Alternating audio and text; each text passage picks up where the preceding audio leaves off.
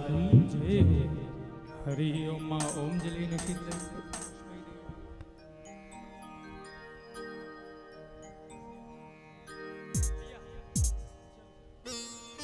हरि ओम मां ओम जलेन शीतलैकर्णं पुष्पै देवाभिनन्दनं कर्पूरनिरञ्जनम् आराधयत्यं मां। आप सभी लोग अपने स्थान पर तीन परिक्रमा कर लें। ओम जे तीर्थानि प्रचरन् ऋषिका हस्तानि खङ्गिणा तीर्थाकुं सहस्रयोजने वधमानि तन्मसि यानि कानि च पापानि जन्मान्तरकृतानि च तानि सर्वाणि नश्यन्तु प्रदक्षिणायां व्रदे व्रदे।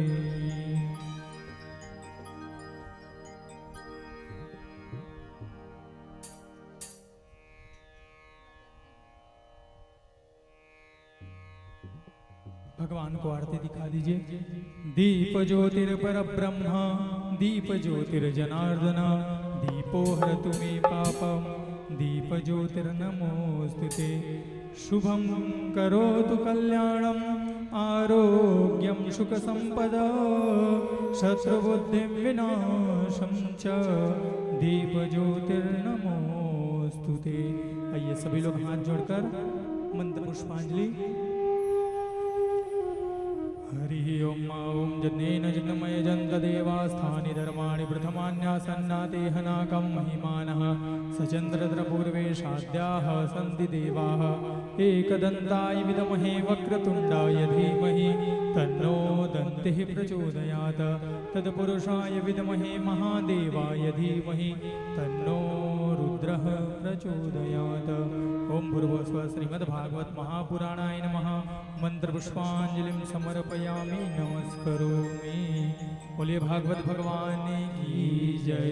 वृंदावन बिहारी लाल की जय। सियावल रामचंद्र की जय। आइए आप सभी लोग अपने अपने यथा स्थान बैठ जाइए। सभी लोग आरती ले लेंगे और हम लोग आज प्रथम दिवस की कथा में प्रवेश करेंगे। परम मंगल में परमात्मा अकारण करुणा वर्णालय भक्तवांछा भगवत कल्पद्रुम भगवान श्री नंद नंदन यशोजानंदन ब्रजेंद्र नंदन भगवान श्री बाके बिहारी लाल जी की वांगमय स्वरूपी श्रीमद् भागवत महापुराण की कथा आपके गांव कोटमी सुनार में निरंतर अभी 7 दिवसीय तक अविरल कथा जो है बहने वाली है। सभी लोग अपने अपने काम से सुंदर निवृत्त होकर आकर कथा रस आस्वादन कर अपने जीवन को कृतार्थ करेंगे। आज हम लोग प्रथम दिवस की कथा में भागवत भगवान के सुंदर महत्तम की चर्चा और धुंधकारी जैसे महापापी और गोकर्ण महाराज जी की सुंदर कथा का रसास्वादन कर अपने जीवन को कृतार्थ करेंगे। आप सभी लोगों को और एक जरूरी सूचना, हमारी कथा जो है YouTube के माध्यम से भी लाइव चलाई जा रही है। जो यहाँ उपस्थित नहीं हो सकते वो YouTube के माध्यम से भी हमारी व्यास जी का कथा रसास्वादन कर सकते हैं।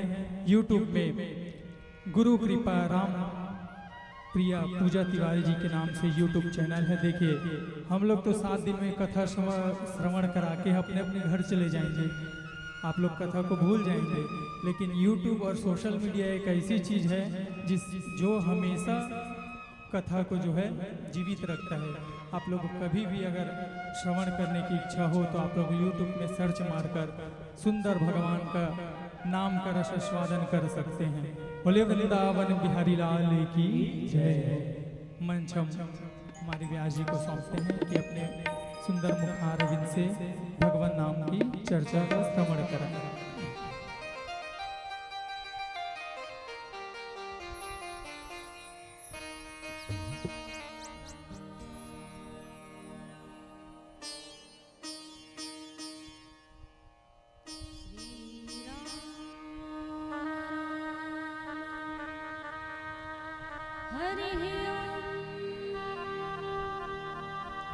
नमः परमहंसाय स्वादित चरण कमल चिन्मकरंदा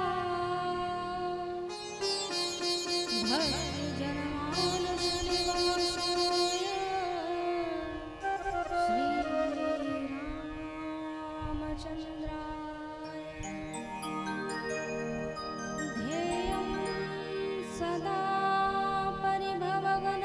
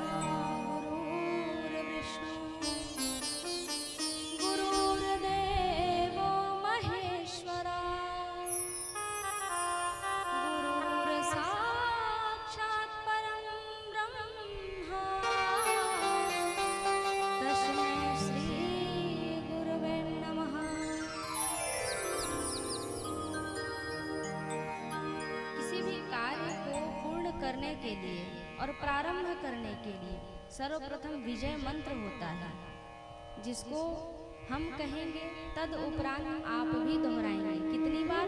11 बार। श्री राम जय जय राम। श्री राम जय जय राम। श्री राम जय जय राम। श्री राम जय जय राम। श्री राम जय जय राम। श्री राम जय जय राम। श्री राम जय जय राम। श्री राम जय जय राम। श्री राम जय जय राम। श्री राम जय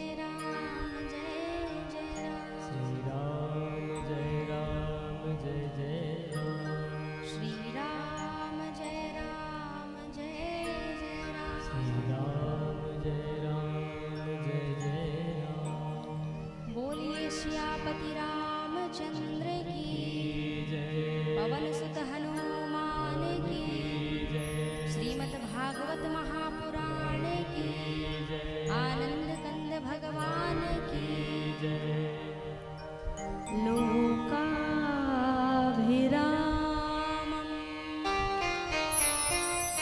रणरङ्गधीरम्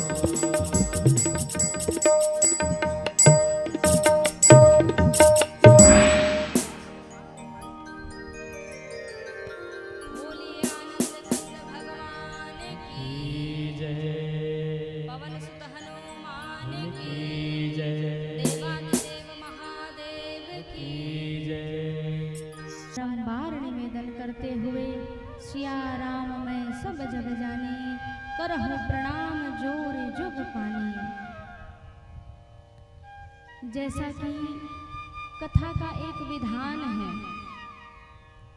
भगवान की कथा में प्रवेश करने से पूर्व तुमन तो दिखते नहीं हजी मोला, हमें देखे भी नहीं कह सको। कहा जाए अपने भागते हुए चंचल मन की लगाम को खींचने के लिए भजन का आश्रय लेना पड़ता है। क्यों? क्योंकि ये मन बड़ा चंचल है, कैसे इसे समझाऊं, जितना इसे समझाऊं उतना ही मचल जाए, है कि नहीं।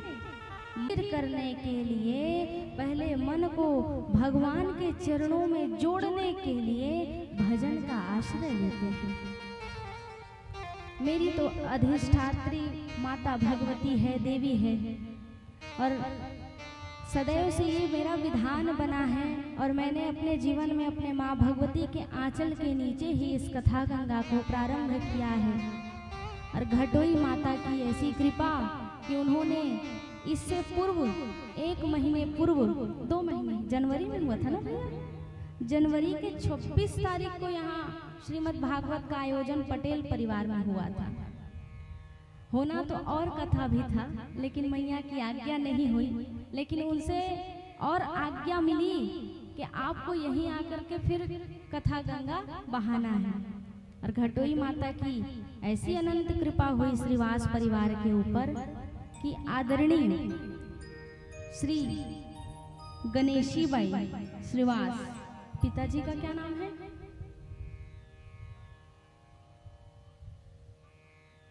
पलटन श्रीवास। आदरणीय श्रीवास परिवार में भगवान आनंद कंद जी की कथा, कहा जाए एक जन्म नहीं अनेक जन्मों के पुण्य अर्जित हो जाते हैं, उसके घर में श्रीमद् भागवत महापुराण की कथा होती है। तो धन्य है ये श्रीवास परिवार, जोरदार तालियों से इनका अभिवादन हो, क्योंकि गंगा को भगीरथ ने लाया था, लेकिन आज आप और हम उसमें गोता लगा करके अपने जीवन को कृतार्थ कर रहे हैं। एक गंगा होती है जो प्रयागराज में होती है और दूसरी गंगा होती है जो कथा गंगा होती है। तो कथा गंगा को लाने वाले तो श्रीवास परिवार हैं, लेकिन गोता तो समस्त कोटमी ग्राम एवं यत्र तत्र अन्यत्र से आए हुए सब लगा रहे हैं ना। तो श्रीवास परिवार को बहुत बहुत धन्यवाद, साधुवाद। भगवती आपकी सारी मनोकामना पूर्ण करे। और घटोई माता को प्रणाम करते हुए सर्वप्रथम मैया के भजनों से हम प्रारंभ करेंगे। उसके बाद उस भगवती की जो इच्छा इस कठपुतली से जो बुलवा दे, क्योंकि सामर्थ्य हमें कुछ भी नहीं है, उन्हीं के आधार पर ये जिह्वा बोलती है, उन्हीं के आधार है जो यहाँ भगवान की कथा गंगा बहती है। आइए माता भगवती के जस गीत में आप और हम प्रवेश करें, तद उपरांत भगवान के सुंदर महात्म्य की कथा की ओर अग्रसर होंगे। बोलिए महामाया मैया की जय। ये लोग बना ले भाई हैं, बीच में सीटी बतावे। बोलिए माउली माता की जय। ये जगदम्बे मांबे, हे जगदम्बे माँ दुर्गे शरण मातुरे माताए हम। वो घटोई माता की ही कृपा है जो उन्होंने पुनः स्थान दिया। तो बोलिए घटोई माता की, महामाया देवी की, माउली माता की। अरे ऐसे में आनंद आने वाला नहीं है, दोनों हाथ उठा के ताली बजाइए। बोलिए महामाया मैया की जय हो। जगदम्बे मायम्बे, जगदम्बे मायम्बे शरण मायुरे माताए हम। जगदम्बे मायम्बे, जगदम्बे मायम्बे शरण मातुरे माताए हम। जगदम्बे मायम्बे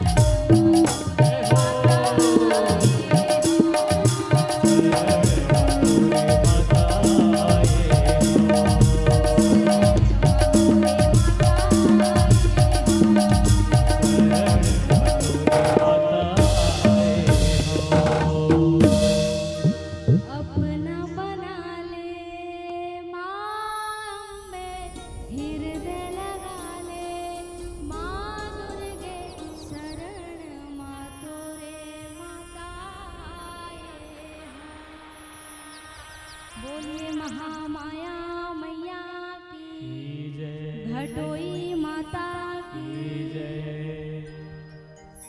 अब सबके मन है लग गए है कि नहीं लग गए? लग गए है ना। अब देखा भाई मोर बर आदमी सोचते कि यह जस गीत गवैया है। और मैं सही बताऊं तो मैं जब धरातल से उठे हैं ओला मैं नहीं भुला सकूं, कारण छत्तीसगढ़ मोर जन्म भूमि कर्म भूमि सब है। और मैं है जिन महतारी के आंचल से आज व्यासपीठ तक पहुँचे हो, मतलब मोर भगवती ओला मैं कभी अपन से ना दूर कर सकूं ना ओकर से दूर में रह सकूं। तेकर से थी मोर यह विधान है कि मैं जस गीत ला प्रारंभ करता हूँ। देखा मन मन के भेद है ना, कोनो कहते भोलेनाथ, कोनो कहते राम जी और कोनो कहते कृष्ण जी, लेकिन आवे सब पे एक के केवल हमारे मन से हम किसको कैसा भज रहे हैं, बस यही मायने रखता है। बाकी भगवान सब हैं, राम कृष्ण दो एक हैं, अंतर नहीं निमेष। कहा गया है राम जी धीर और गंभीर हैं, लेकिन कृष्ण जी क्या है? चंचल है, चपल है। उनके नेत्रों में चंचलता दिखती है, लेकिन राम जी धीर और गंभीर हैं। तो अपने अपने मन का ये बात होता है कि हम किसको कैसा भज रहे हैं। देखिए श्रीमद् भागवत महापुराण, अब हम कथा में प्रवेश करेंगे। श्रीमद् भागवत महापुराण जिसके आंगन में, जिसके घर में आए वो घर सहज नहीं होता है। ना जाने उसके पूर्वजों ने कितना पुण्य किया हो, युग युगांतर कल्प कल्पांतर तक के जिनके घर में पुण्य अर्जित होता है, उसी के घर में श्रीमद् भागवत महापुराण का ये आयोजन होता है। धन्य है श्रीवास परिवार और धन्य है माता जी। देखा एक ही बात कहा था मैं, संसार में सभ्य है फोटो का माला ला पहिरा के ओकर मुक्ति बर कथा सुनत हो गई थी। हम इच मन जाथन कथा सुनाइला ना, लेकिन वास्तविकता क्या है? जो जीते हुए अपने ठाठ को, अपने शरीर को कथा रूपी गंगा को सुना रही है, तद उपरांत भगवान के धाम जा रही है। तो धन्य है माता जी की इस विचार को। मैं हृदय से आपके इस विचार को सराहना करती हूँ। और धन्य है ये श्रीवास परिवार, और धन्य है उसको मैं बोली थी आज और आखिरी दिन तू मेरे आंखों के सामने में रहना दीपेश। वो दीपेश नहीं दिख रहा है। उसने अपनी दादी को एक प्रकार से जीते जी मुक्ति के ओर पहुंचा दिया, क्योंकि 20 साल के उम्र में इतना बड़ा आयोजन करना सहज बात नहीं है भैया। 20 साल के उम्र में सिर्फ खाए खेले दिखते, पहिरे ओढ़े दिखते, घूमे फिरे दिखते, और कुछ नहीं दिखते।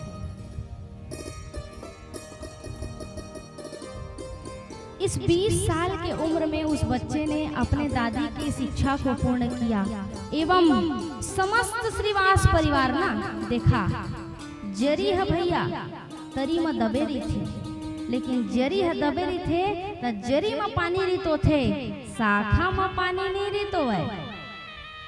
तो जड़ जो है वो अपने तना को पुष्प प्रदान करती है, फल प्रदान करती है। उन्होंने श्रीमद् भागवत महापुराण का आयोजन किया, लेकिन समस्त श्रीवास परिवार गोत्र का नाम, मतलब समस्त आपका जो श्रीवास परिवार है एवं ये कोटमी ग्राम ये भी तर गया। कृपया व्यासपीठ को मर्यादित बनाकर रखें, ये नहीं होना चाहिए। आप सब ध्यान रखेंगे। तो श्रीवास परिवार धन्य है जिनके आंगन में श्रीमद् भागवत महापुराण का ये आयोजन हो रहा है। देखा कभी भी जीवन में कपड़ों ला पहने के पहले आदमी है ब्रांड पूछते, ओला जानते, तेकर बाद मोला पहिरते। तो इसलिए सबसे पहली का ये कहाँ ले आईस, का बर आईस और कैसे आईस तेला जाने ला पड़ते, तब तो कर प्रति प्रेम होते।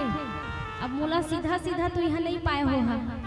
पहली मैं यहाँ अरुण घर प्रमोद मन यहाँ कथा कहे आए, आशा दीदी सेवा करे आईस, पहचान होइस, प्रेम होइस, मन मजाक जब विदा करत करत जब मैं गाड़ी में बैठे तो मोला सुरता है माता राम मोर हाथ ले खिड़की ले धरिस और आँखी में आंसू भरे रही सिंकर और आंसू भरे भरे कहिस कब मैं तुम्हारा फेर भेटी हूँ कब ठाकुर जी करा मोर मुलाकात होही।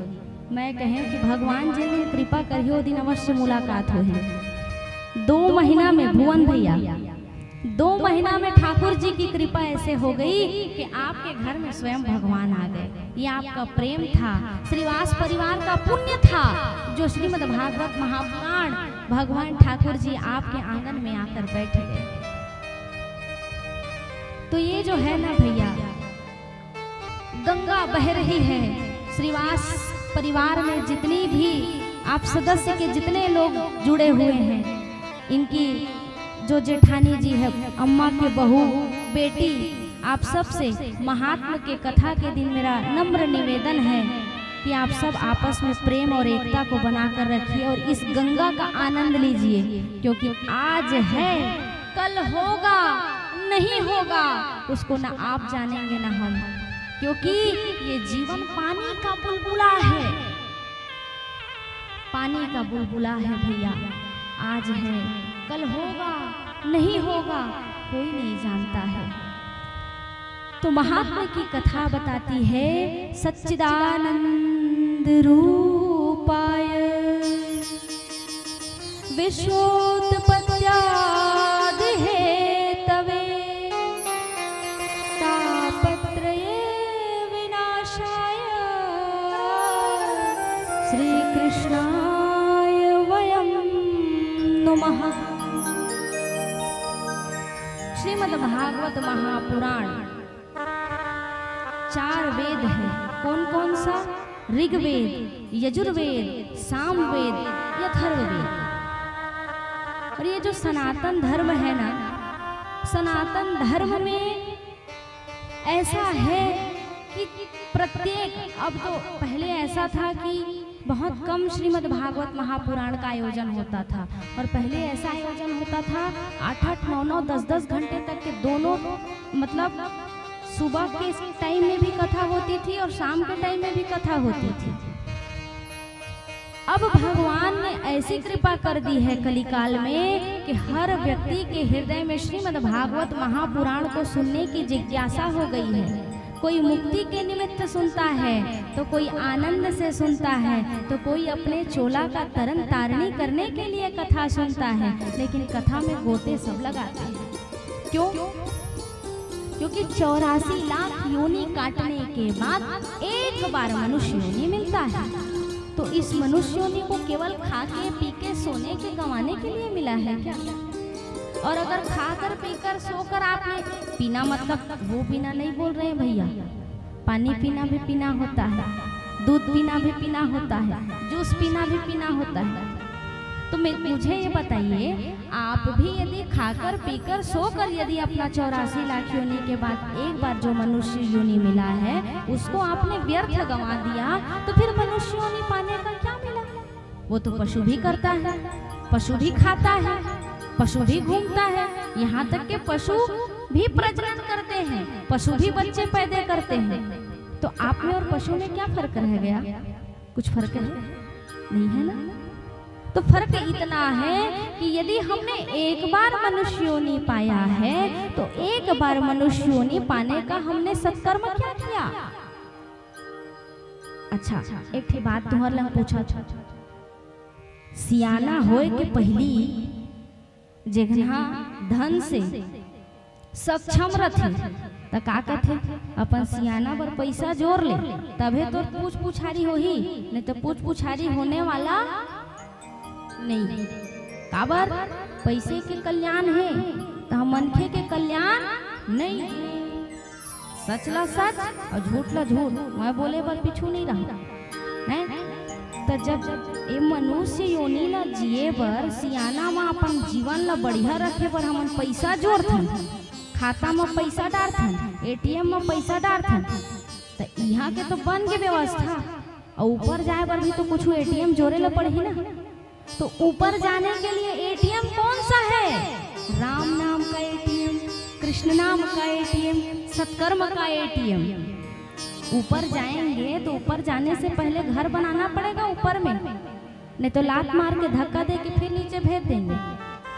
तो ऊपर जाने के लिए, अपना घर बनाने के लिए सत्कर्म करिए, अच्छे कर्म करिए।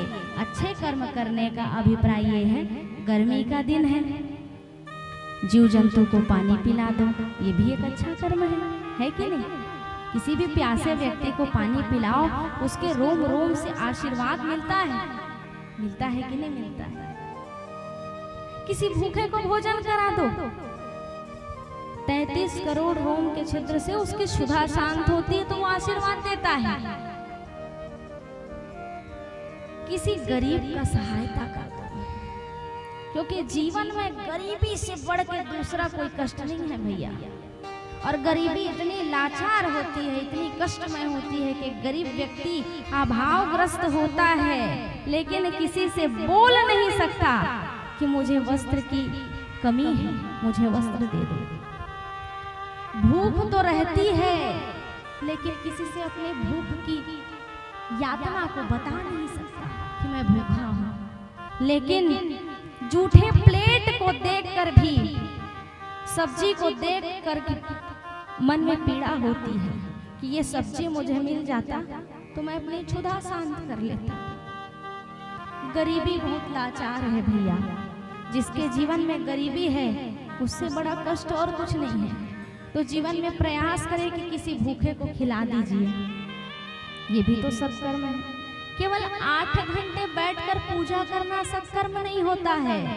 सत्कर्म होता है मन से, वचन से और कर्म से किसी को कष्ट ना पहुंचाइए, यही जीवन का सार्थक है भैया। ये जो भगवान का श्रीमद् भागवत पुराण है ना, ये केवल किताब नहीं है, भगवान की साक्षात प्रतिमूर्ति, प्रतिबिंब है। जब भगवान गोलोक जाने लगे ना, तब कहा कि आपका कोई रूप होना चाहिए जिसको हम आगे भज सके, पूज सके। तो भगवान ने अपने ही रूप में श्रीमद् भागवत महापुराण के इस ग्रंथ को प्रादुर्भाव किया, जिसको आज आप और हम श्रवण पान कर रहे हैं और अपने जीवन को तरन तारणी की ओर ले जा रहे हैं। श्रीमद् महाभागवत पुराण वास्तव में कहा जाए तो क्या है? जीते जी इस जीव को मुक्ति की ओर प्रशस्त करवाने वाली ये श्रीमद् भागवत महापुराण की कथा है। देखिए, गीता योग का ग्रंथ है। योग अर्थात नियम, संयम। हम कैसे उठें, कैसे खाएं, कैसे रहें, कहा जाए डिसिप्लिन है। कौन सा ग्रंथ? गीता। श्री रामचरितमानस संयोग का ग्रंथ है कि हम कैसे जिएं, माँ से पुत्र का संबंध कैसे होना चाहिए, भाई भाई का संबंध कैसा होना चाहिए। कितनी बड़ी विडंबना है भैया कि आज भाई और भाई के बीच में संपत्ति के लिए लड़ाई होती है, लेकिन जिस दिन भाई का पता चल गया कि काल हमार भगवान यमराज भले टिकट कट गए, काल आहे हमार बर गाड़ी लेवाल, तो का करी आदमी? सब ले शुरू अपन डायरी निकाली, काला काला कतका ब्याज में कै % में पैसा दे देला बताही। लेकिन वहीं पर ये नहीं सोचेगा कि मैं कल मरूंगा तो आज मैं भगवान का नाम कितना जप लूं। कितना चालाक है ना मनुष्य, वाह क्या बात है। यही माया है। भगवान गुनगुना दे दिए हमको और आपको, मुझे भी। क्या गुनगुना?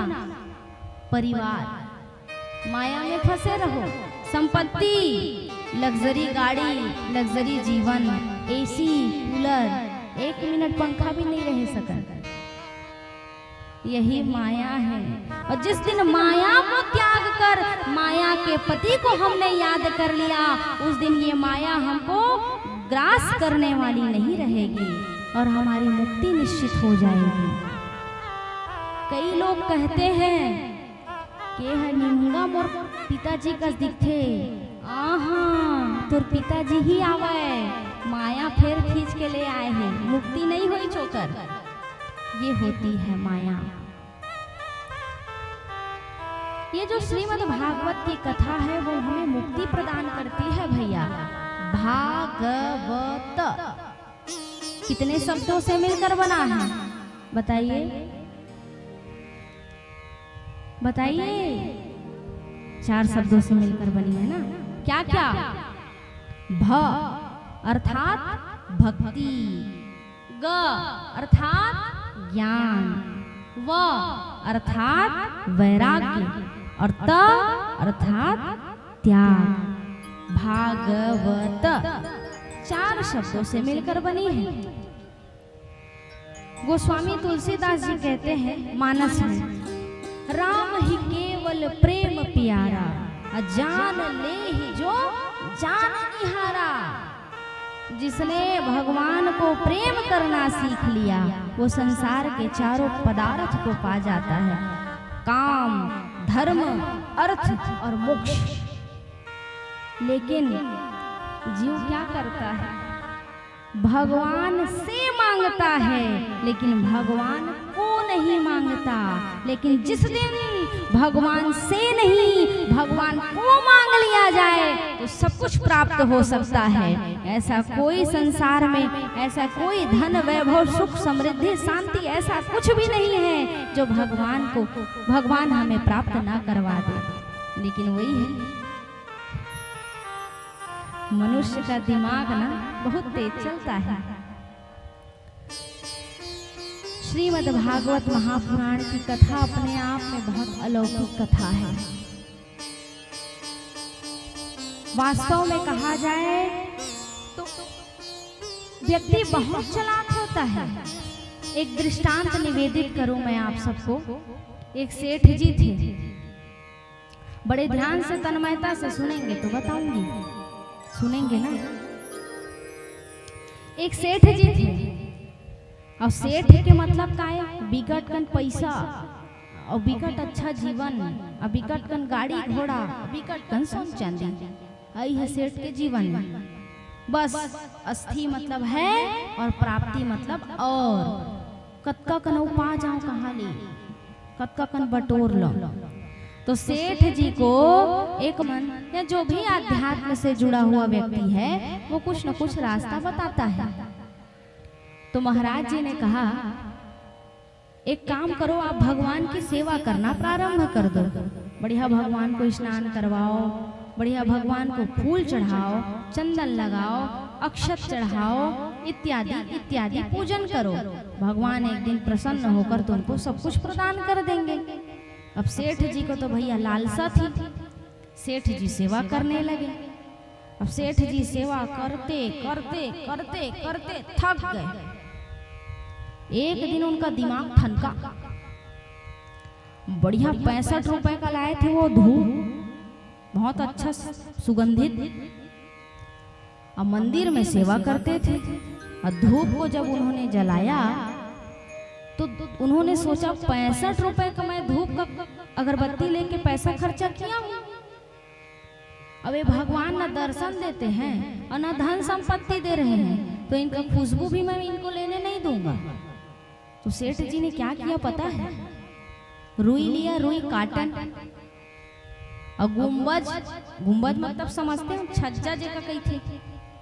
सरल शब्द में बताऊं तो छज्जा जो होता है ना, गुंबज, गुंबज में ले जाकर मूर्ति को बैठा दिए। ना आप दर्शन देते हो, ना आप धन संपत्ति माल पानी देते हो, तो इसी में बैठे रहो, सेवा नहीं करूंगा।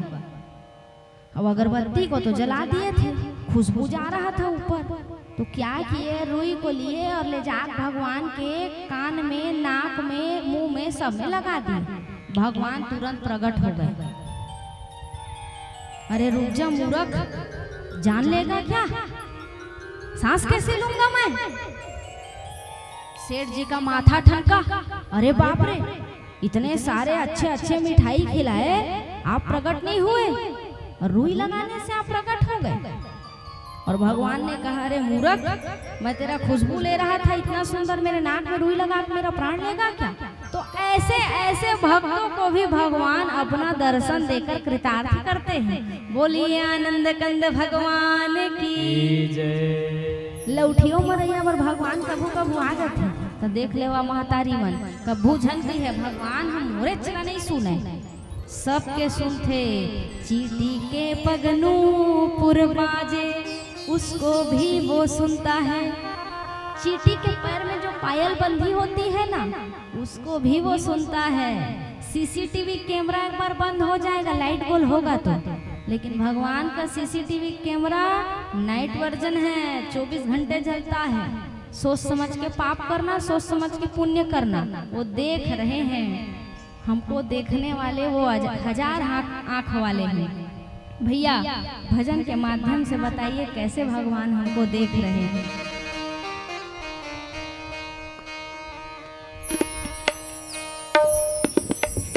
वृंदावन बिहारी लाल की जय।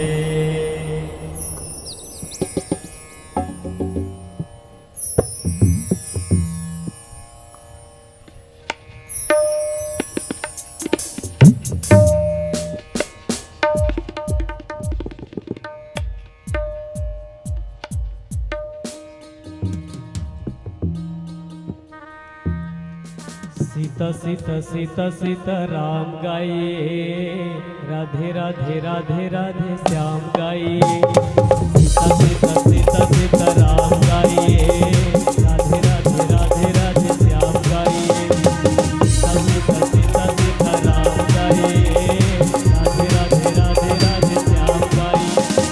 राम गाइए राम गाइए श्याम गाइए श्याम गाइए। राम राधे श्याम सीता राम गाइए सीता राम राधे श्याम सीता राम गाइए। सीता सीता सीता सीता राम गाइए राधे राधे राधे राधे श्याम गाइए। सीता सीता सीता सीता राम गाइए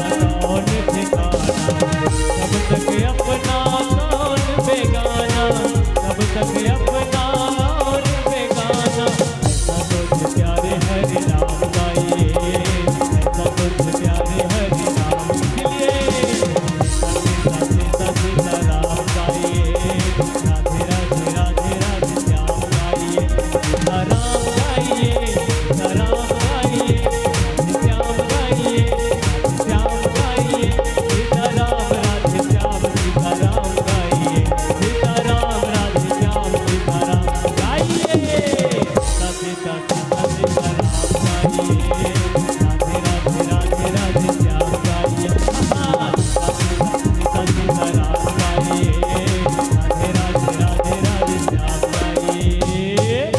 जय जय Shri Radhe. First impression is last impression. पहले दिन यदि आप एनर्जेटिक रहेंगे तो हमारा 7 दिन कैसे गुजरेगा पता नहीं चलेगा। बोलिए आनंद कंद भगवान की जय हो। ये हुई ना बात। जय ऐसे बोलो लगे कोई है। फिर से बोलो श्रीमद् भागवत महापुराण की। बहुत सुंदर ये हुई ना बात।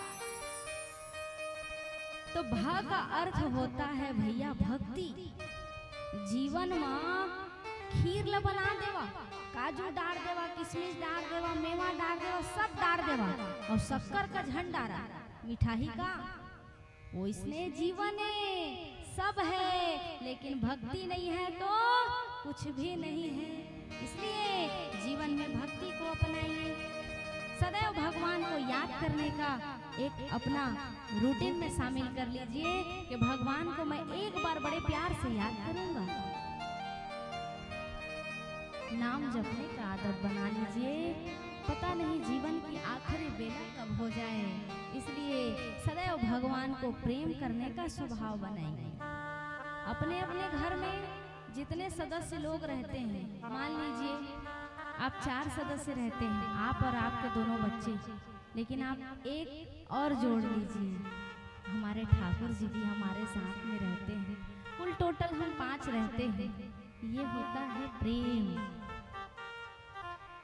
जिस दिन भगवान से प्रेम हो जाए उस दिन सर्वस्व पाने की वो भगवान की सत्ता होती है कि वो आपको समस्त संसार के सारे वैभव प्रदान कर देंगे। लेकिन एक बार प्यार तो करके देखो, एक बार प्रेम तो करके देखो। लेकिन हम प्रेम नहीं करते हैं, हम केवल स्वार्थ रखते हैं कि भगवान तो का मैं आधा किलो लड्डू चढ़ाए हैं बजरंगबली, मोर बेटा 95% लाना चाहिए, भगवान तो नौकर का। तो कभी स्वार्थ को हटाकर केवल प्यार करके देखिए, देखना जब गोपियों के प्रेम में भगवान खींचे चले आते हैं, क्या बताइए जिसके घर में 9 लाख गैया थी उनको क्या चुरा कर खाने का शौक था? नहीं, केवल प्रेम था। गोपियों को प्रेम था श्री कृष्ण जी से कि हम माखन बना कर रखेंगी तो हमारा लाला आकर खाएगा। ये प्रेम है भैया। एक दिन प्रेम करके देखिए, आपके घर भी भगवान आएंगे। और जीवन में होता है वैराग्य। क्या जब भक्ति आएगी ना तो ऑटोमेटिकली आपके जीवन में वैराग्य भी आएगा। जब भक्ति आती है ना तो सारा चीज नश्वर लगने लगता है। जब जीवन में भक्ति प्रविष्ट हो जाती है तो भगवान की ऐसी कृपा होती है कि वैराग्य आता है। सारे ये झूठे नाते ना स्पष्टता दिखने लगती है। किसी शायर ने बड़ा सुंदर लिखा है, बहुत सुंदर कहा है, कल भी मन अकेला था आज भी अकेला है। देखा जीवन के सच्चाई है ना, बड़ा गंभीरता से सुनिया। कल भी मन अकेला था आज भी अकेला है। जाने मेरी किस्मत ने, जाने मेरी किस्मत ने कैसा खेल खेला है। कल भी मन अकेला था आज भी अकेला है। ढूंढते हो तुम खुशबू, ढूंढते हो तुम खुशबू आजकल किताबों में। रिश्ते नाते झूठे हैं व्यर्थ का झमेला है। रिश्ते नाते झूठे हैं व्यर्थ का झमेला है। जाने मेरी किस्मत ने, जाने मेरी किस्मत ने कैसा खेल खेला है। कल भी मन अकेला था आज भी अकेला है। जिंदगी की मंडप में, जिंदगी के मंडप में हर खुशी कंवारी है, हर खुशी कंवारी है। किससे मांगने जाए, किससे मांगने जाए हर कोई भिखारी है, हर कोई भिखारी है। हर किसी की आंखों में, हर किसी की आंखों में आंसुओं का रेला है, आंसुओं का रेला है। जाने मेरी किस्मत ने, जाने मेरी किस्मत ने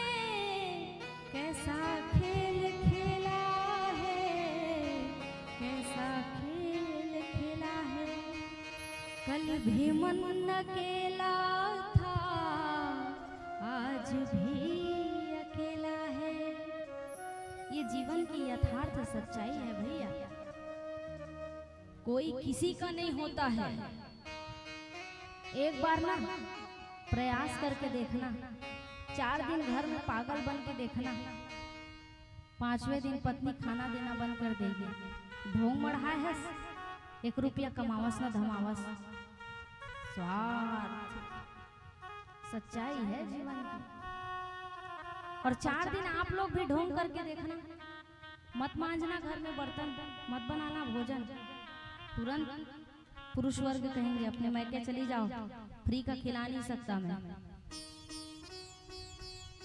कल भी मन अकेला था, आज भी अकेला है। बेटा बुजुर्ग हो जाने के बाद क्या बोलता है, शांत रहा करो, ज्यादा खिचपिच मत किया करो। बैठा के खिला रहा हूँ ना, शांति से खाओ पियो सो आराम करो, क्या कमी होगा बता देना, लेकिन ज्यादा बात मत किया करो, है ना बाबा? सही बात है ना? सच्चाई है, ये है जीवन की सच्चाई। तो भैया ऐसे संसार जिसमें स्वार्थ छिपी है, तो उस परमात्मा को क्यों भूल गए आप और हम? याद रखिए, जीवन में केवल सत्य है तो केवल भगवान का नाम, और दूसरा है मृत्यु। उसके अलावा जीवन में कुछ भी सत्य नहीं है। जब मृत्यु होती है, तो जब अर्थी जाती है, तो अर्थी के पीछे सब क्या बोलते हैं? राम नाम सत्य है, राम नाम सत्य है। और कहो ककरो लइका के हैप्पी बर्थडे में चल दिया, और वहाँ कहे पहा राम नाम सत्य है, लौठी लधर के कुदाही। लेकिन सच्चाई तो है, राम नाम सत्य है कि नहीं? गलत क्या है भाई? राम नाम सत्य है, लेकिन मानसिकता मुर्दे को कहा जा रहा है राम नाम सत्य है, लेकिन जीवित को बताया नहीं जा रहा है कि राम नाम सत्य है। यही तो जीवन का खेल है। और वास्तव में कहा जाए तो सत्य केवल 2 ही है, एक भगवान का नाम और दूसरा मृत्यु। उसके अलावा कुछ भी सत्य नहीं है। त का अर्थ होता है त्याग। जब भक्ति आएगी तो जीवन में वैराग्य आएगा, और वैराग्य आएगी तो अपने आप सारे मोह माया का त्याग हो जाएगा।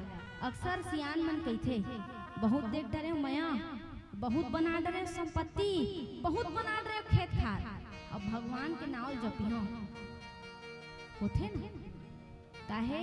जीवन के सच्चाई ला तो जान डरिस, जेकर बर जीवन भर संपत्ति जोरे आज वही हम और नहीं होइस।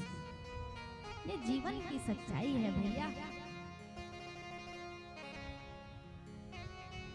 गाय माता का एक स्वभाव होता है, कितनी भी भूखी हो मांस नहीं खाएगी। खाएगी क्या? खाएगी? नहीं खाएगी ना। शेर कितना भी भूखा हो घास खाएगा क्या? नहीं खाएगा। लेकिन वाह रे मनुष्य,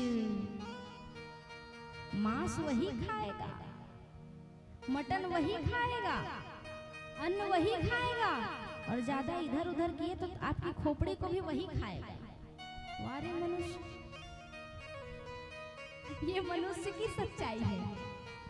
तो जीवन में भैया प्रयास किया जाए कि भगवान की सत्ता, भगवान की नियंता जो है उसको कभी भूला ना जाए।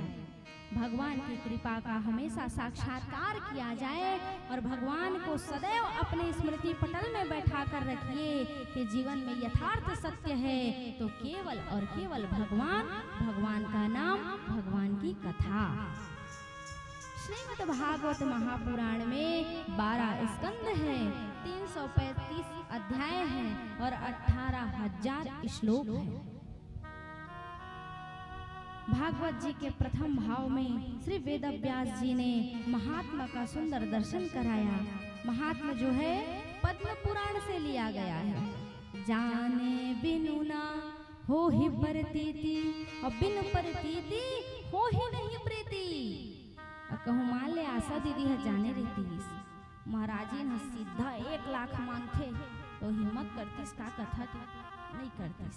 कहूँ कहूँ टमार डरे रहीस, जान डरे रहीस कि महाराजी न केवल अपन जोन हे परिकर ओकरे मांग करथे, जौन खवाबो प्रेम से खाही आही कथा लगाही और जौन प्रेम से देबो तेला धरही त हिम्मत हो आए कि नो है दीदी।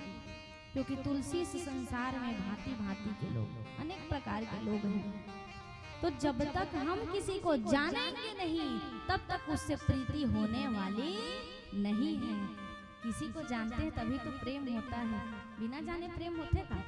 अरे बेटी भी हाव लगा था तब बहुत पता करता जी, दरुहा पन यहाँ थोड़ी है कहीं करता ना। जब तक हम किसी को जानते नहीं उससे प्रेम होने वाला नहीं है, जानने के बाद ही प्रेम होता है। सच्चिदानंद रूपाय विश्वोत्पत्त्यादि हेतवे तापत्रय विनाशाय श्री कृष्णाय वयं नमः।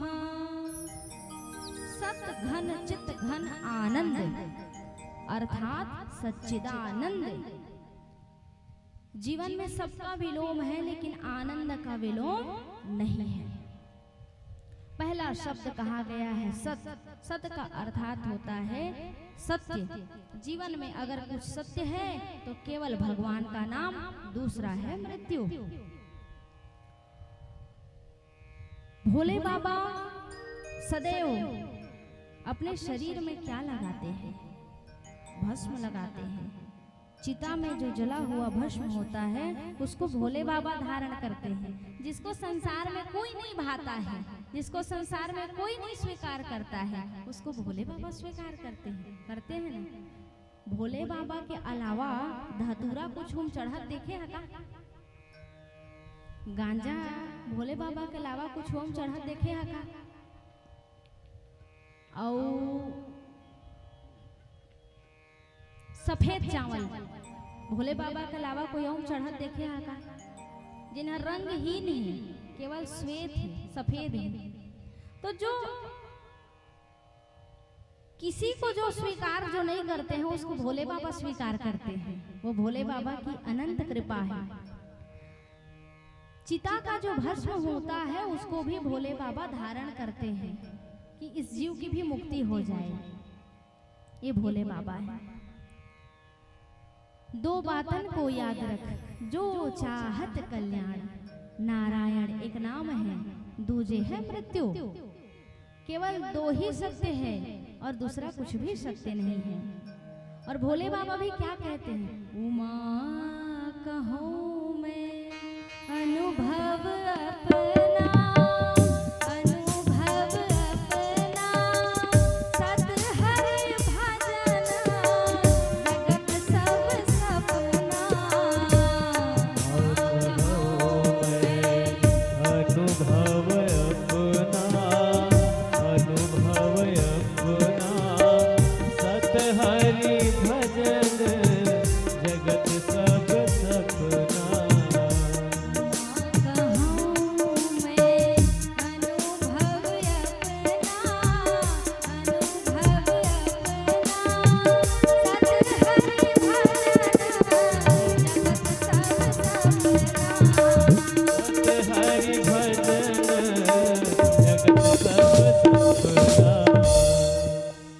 भोले बाबा भी उमा पार्वती मैया से कहते हैं कि सत्य है तो केवल और केवल भगवान का नाम, बाकी सब मिथ्या है।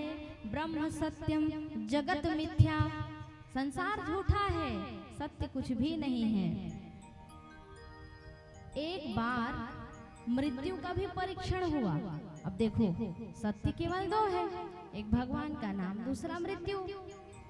तो जो गरुड़ जी थे वो भी परीक्षण ले रहे हैं, किसका? मृत्यु का। एक सुग्गा था।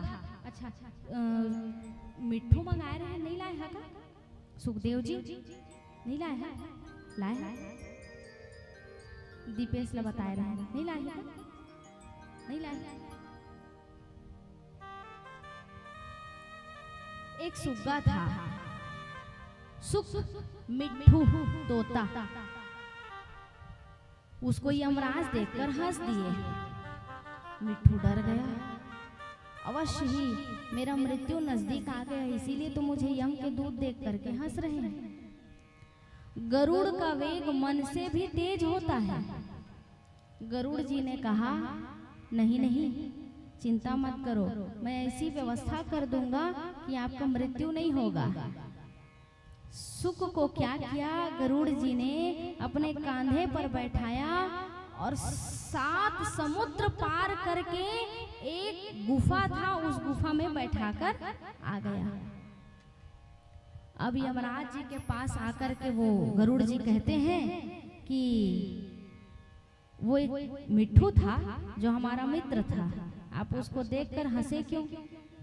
कहा, हंसा मैं इसलिए कि उसकी मृत्यु नजदीक आ गई है। तब उस सुग्गा को याद करके उस गरुड़ जी ने मुस्कुराते हुए कहा, मैं सोच रहा था कि आखिर ये 7 समुद्र पार जाकर कैसे मरेगा। तत्क्षण गरुड़ जी के मन में आया कि अरे बाप रे, 7 समुद्र पार तो मैंने ही उनको छोड़कर आया हुआ है, तो कैसे मरेगा गुफा के अंदर। वहां एक बिल्ली जाएगी और बिल्ली जाकर के उस सुग्गे को झपट्टा लेगी और झपट्टा लेकर के उसको नमो नारायण कर देगी। तो इसीलिए मैं हंसा कि आखिर 7 समुद्र पार कैसे जाएगी। लेकिन मृत्यु जो है भैया, जिसकी मृत्यु जहां लिखी हुई है उसको वो कालचक्र वहीं खींच लेता है। जिसका मृत्यु एक्सीडेंट में लिखाया है वो ना चाहते हुए भी कहीं जाएगा और जाकर के उसकी मृत्यु उसमें होगी। तो मृत्यु ऐसा अकाट्य सत्य है जिसको झुठलाया नहीं जा सकता। उस सुग्गा की मृत्यु उसी में लिखाया था। इस प्रकार से भगवान ने एक दृष्टांत बताते हुए बताया कि जीवन में मृत्यु जो है यथार्थ सत्य है। इसलिए ज्ञान प्रकाश, जिस प्रकाश में अंधकार समाप्त हो जाए, वो श्रीमद् भागवत महापुराण का प्रकाश है, ज्ञान रूपी प्रकाश है। आपस में परस्पर कैसे प्रेम होना चाहिए, परिवार में समन्वय कैसे होना चाहिए, हमारा जीवन कैसे नश्वर है, हम कल मर जाएं तो आज हम क्या करें, इस जीवन को सुधारने के लिए बताने वाली ये श्रीमद् भागवत महापुराण की कथा है।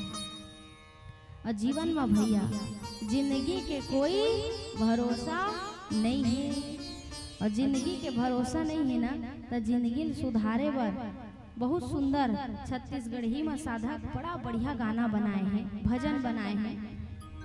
एमा जीवन की सच्चाई छुपे हैं अगर ध्यान से समझिया तब, क्योंकि जिसको समझ लेंगे, जिसको गुण लेंगे तो जीवन में कभी भी वो गलती होने वाला नहीं है।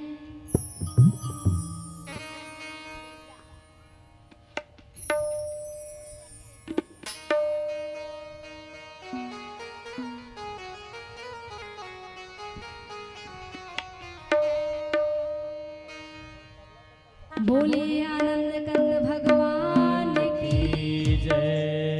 जेकर हाथ ऊपर तेकर भाग्य सुपर डूपर ओकरो ले ऊपर।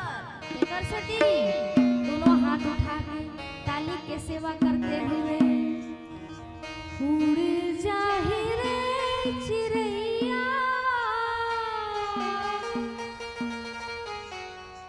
पिंजरा ले उड़ जा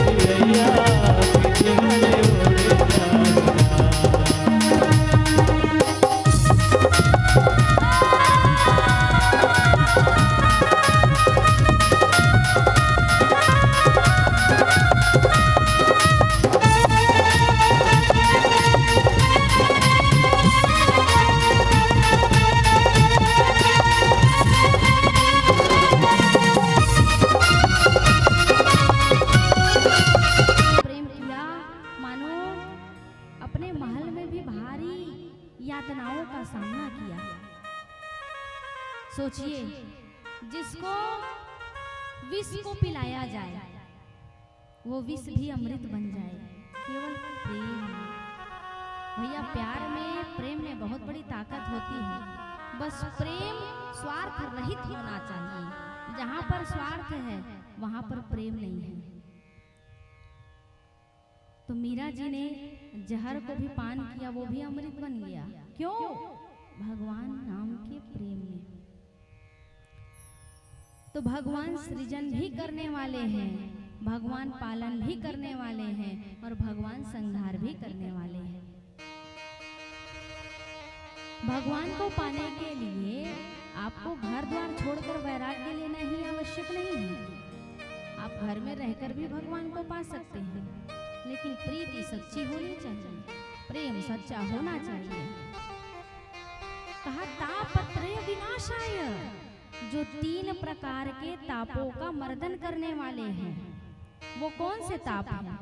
दैविक, दैहिक, भौतिक तापा, भौतिक तापा। 3 प्रकार के ताप, दैविक, दैहिक और भौतिक।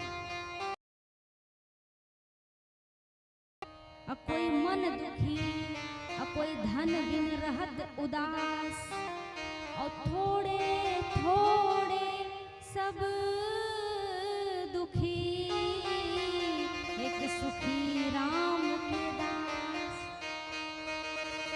कोई तन से दुखी है, काहे? बहुत कन बीमारी है, कब कब आके धर ले। शुगर के बीमारी हो है और भात खाए के भारी इच्छा है, नहीं खा सके। रसगुल्ला खाए के भारी इच्छा है, बोरे अवामा की चटनी मस्त खाही और चैन से अपन हाथ के तकिया लगाही और सुत ही। लेकिन वही में अमीर व्यक्ति डेवलप के गद्दा रही, मखमल के चादर रही, पर नींद के गोली खाए बिन नहीं सोता है। तो सुखी कौन है?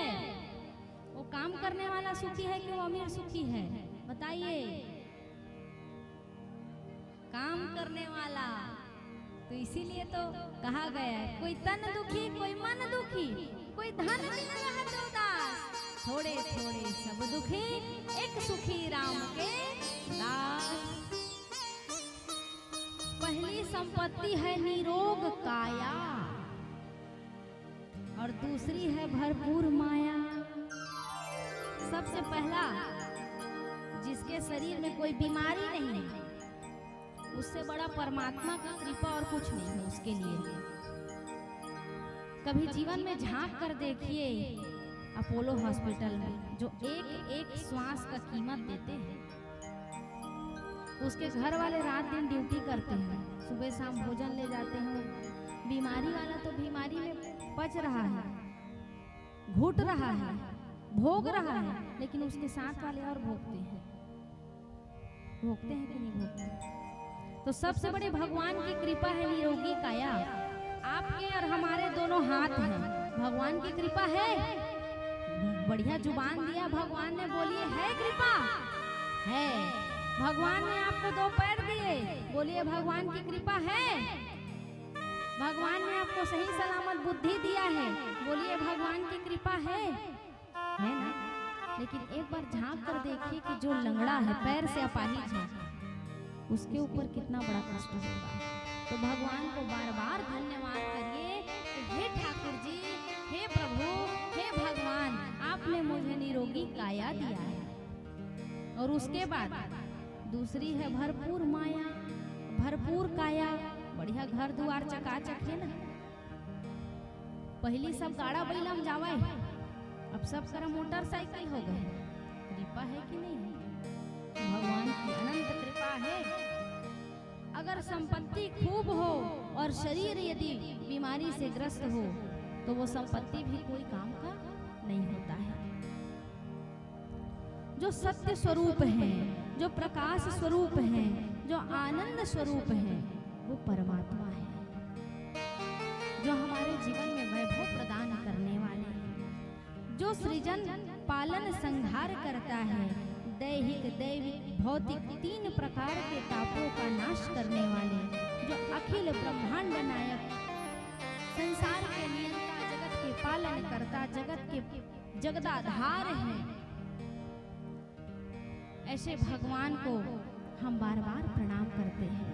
बोलिए श्रीमद् भागवत महापुराण की जय, आनंद कंद भगवान की जय, बोलिए सच्चिदानंद भगवान की जय। प्रथम श्लोक में भगवान ने, प्रथम श्लोक में व्यास जी ने बहुत ही सुंदर भगवान की कृपा को बताया, महात्मा को बताया, सुखदेव महाप्रभु को दंडवत किया। तीसरी श्लोक में भगवान कहते हैं नैमिषे सुखमासीनम, नैमिषारण्य, जहां पर प्रत्येक कथा का प्रादुर्भाव हुआ वो है नैमिषारण्य। और आइएगा, बहुत बहुत धन्यवाद। इस स्थान का नाम है नैमिषारण्य। नैमिषारण्य क्यों पड़ा नाम? जैसे धर्म बेटी के नाम रख दी शांति, और शांति नहीं हो क्रांति फैलई है, तो नाव के कोई मतलब है? नाव धर दीस गंगा और एक लोटा पानी लाग बेटी, नहीं लाओ का मैं टाइम नहीं मोर से, तो गंगा नाव कोई प्रभाव पड़ी नहीं पड़ी, तो नाव रहे तैसे ओकर गुनो उतरे, तो है काम की। तो नैमिषारण्य एक ऐसा तीर्थ है जहां पर भगवान की प्रत्येक कथा का प्रादुर्भाव हुआ। नैमिषारण्य नाम क्यों पड़ा? इस स्थान का नाम नैमिषारण्य नाम क्यों पड़ा? वहां पर एक निमि विदेहराज महाराज जनक की पुत्री है, जिनका नाम है सीता, जिनका वर्णन है मानस में। महाराज निमि एक बार उनके मन में यज्ञ करने की भावना जगी। तोरो मन में जागी क्यों ना हमन अपन पूरा कुल परिवार ला तारे बर श्रीमद् भागवत महापुराण के कथा ला सुनी। माता राम हाँ तुम ला धन के बल दीज और तुम सब मिलके अपन श्रम के बल दिया, तो मन में एक योजना बनाया ना कि कथा ला हमू सुन लेते। तो योजना बनाए से होते एम समस्त परिवार एक जना घुआ आघू बढ़ते झंडल धर के, तो अगर पाछू पूरा फौज खड़े हो जाते। इसे भैया झूम झूम के मांदर बजाए, डीजे वाला फैल हो गई से मैं बड़ा आनंद से आपको देख रही थी भैया। यही प्रसन्नता है, यही खुशी है। और वास्तव में कहा जाए तो असली भैया असली कलश यात्रा आई है। ये डीजे बैंड बाजा मोला तो नहीं पोसाए, मैं तो कैसा मांदर बजे मन का बुलाहा वही माना था। ये हमारा पुरातन चला आ रहा सुंदर रिवाज है, नियम है, इसी में असली आनंद है। तो निमि महाराज की एक इच्छा हुई कि मैं भी सुंदर यज्ञ करता। उनके गुरुजी थे वशिष्ठ जी, और जैसे ही मन में योजना बने, कोई भी योजना मन में बने श्रीमद् भागवत सुनने की, सत्यनारायण भगवान की कथा सुनने की, तो क्या करे व्यक्ति? अगर मन में कल्पना है तो उसको जल्दी पूर्ण कर दे, मन में धरे मत रखे। काबर? मन बहुत दुष्ट होता है। एक बार मन में आया वो दूसरे दिन डिलीट हो जाता है, फिर वही मन में लाया हुआ कल्पना व्यक्ति को परेशान करता है। इन लोग श्रीवास परिवार में, मैं जीवन में अपने अब तक के, वैसे तो ज्यादा दिन नहीं हुआ है कथा करते, लेकिन इतना अलौकिक टाइप का इनका जो है योजना बना। प्रथम दिन फोन आया, माता जी हमारी इच्छा रही से कथा सुने की। हाँ दीदी हो जाए। दूसरे दिन नारियल देने आ गए और तीसरे दिन कार्ड छप गया। केवल 3 दिन सुपर शताब्दी एक्सप्रेस श्रीवास परिवार, जोरदार तालियों की सेवा होनी चाहिए। प्रथम दिवस फोन, द्वितीय दिवस श्रीफल से कथा का डेट समय, और तीसरे दिन कार्ड। और दीपेश बाबू पर एक जोरदार ताली बजाओ। धन्य है वो 20 साल का बालक जिसने अपनी दादी माँ के कहने पर इतना सुंदर आयोजन करवाया। तो निमि महाराज का भी ये कल्पना हुआ कि मैं यज्ञ करवाता। तो वशिष्ठ जी के पास जैसे ही वो गए तब वशिष्ठ जी ने कहा, अति उत्तम, बहुत सुंदर विचार बनाया आपने कि आपने कथा यज्ञ करवाने का जो है मन में एक कल्पना लाया।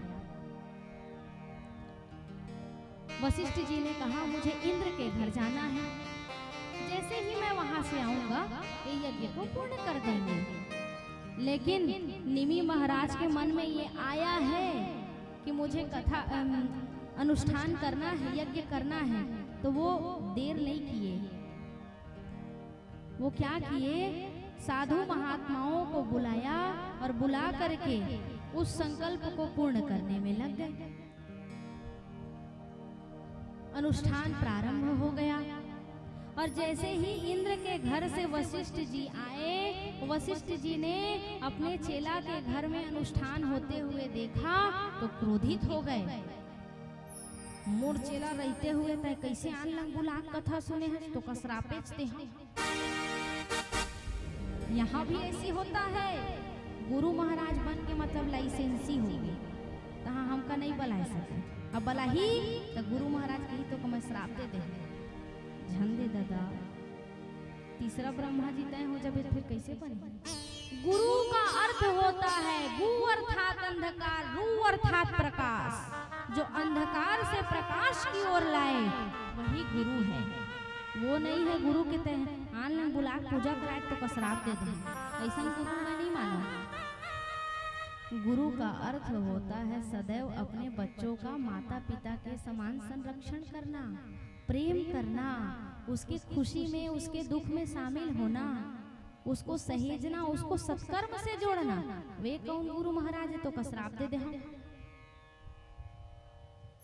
उसकी प्रसन्नता में प्रसन्न होना वही असली गुरु है, जो अपने बच्चे की प्रसन्नता में प्रसन्नता हो।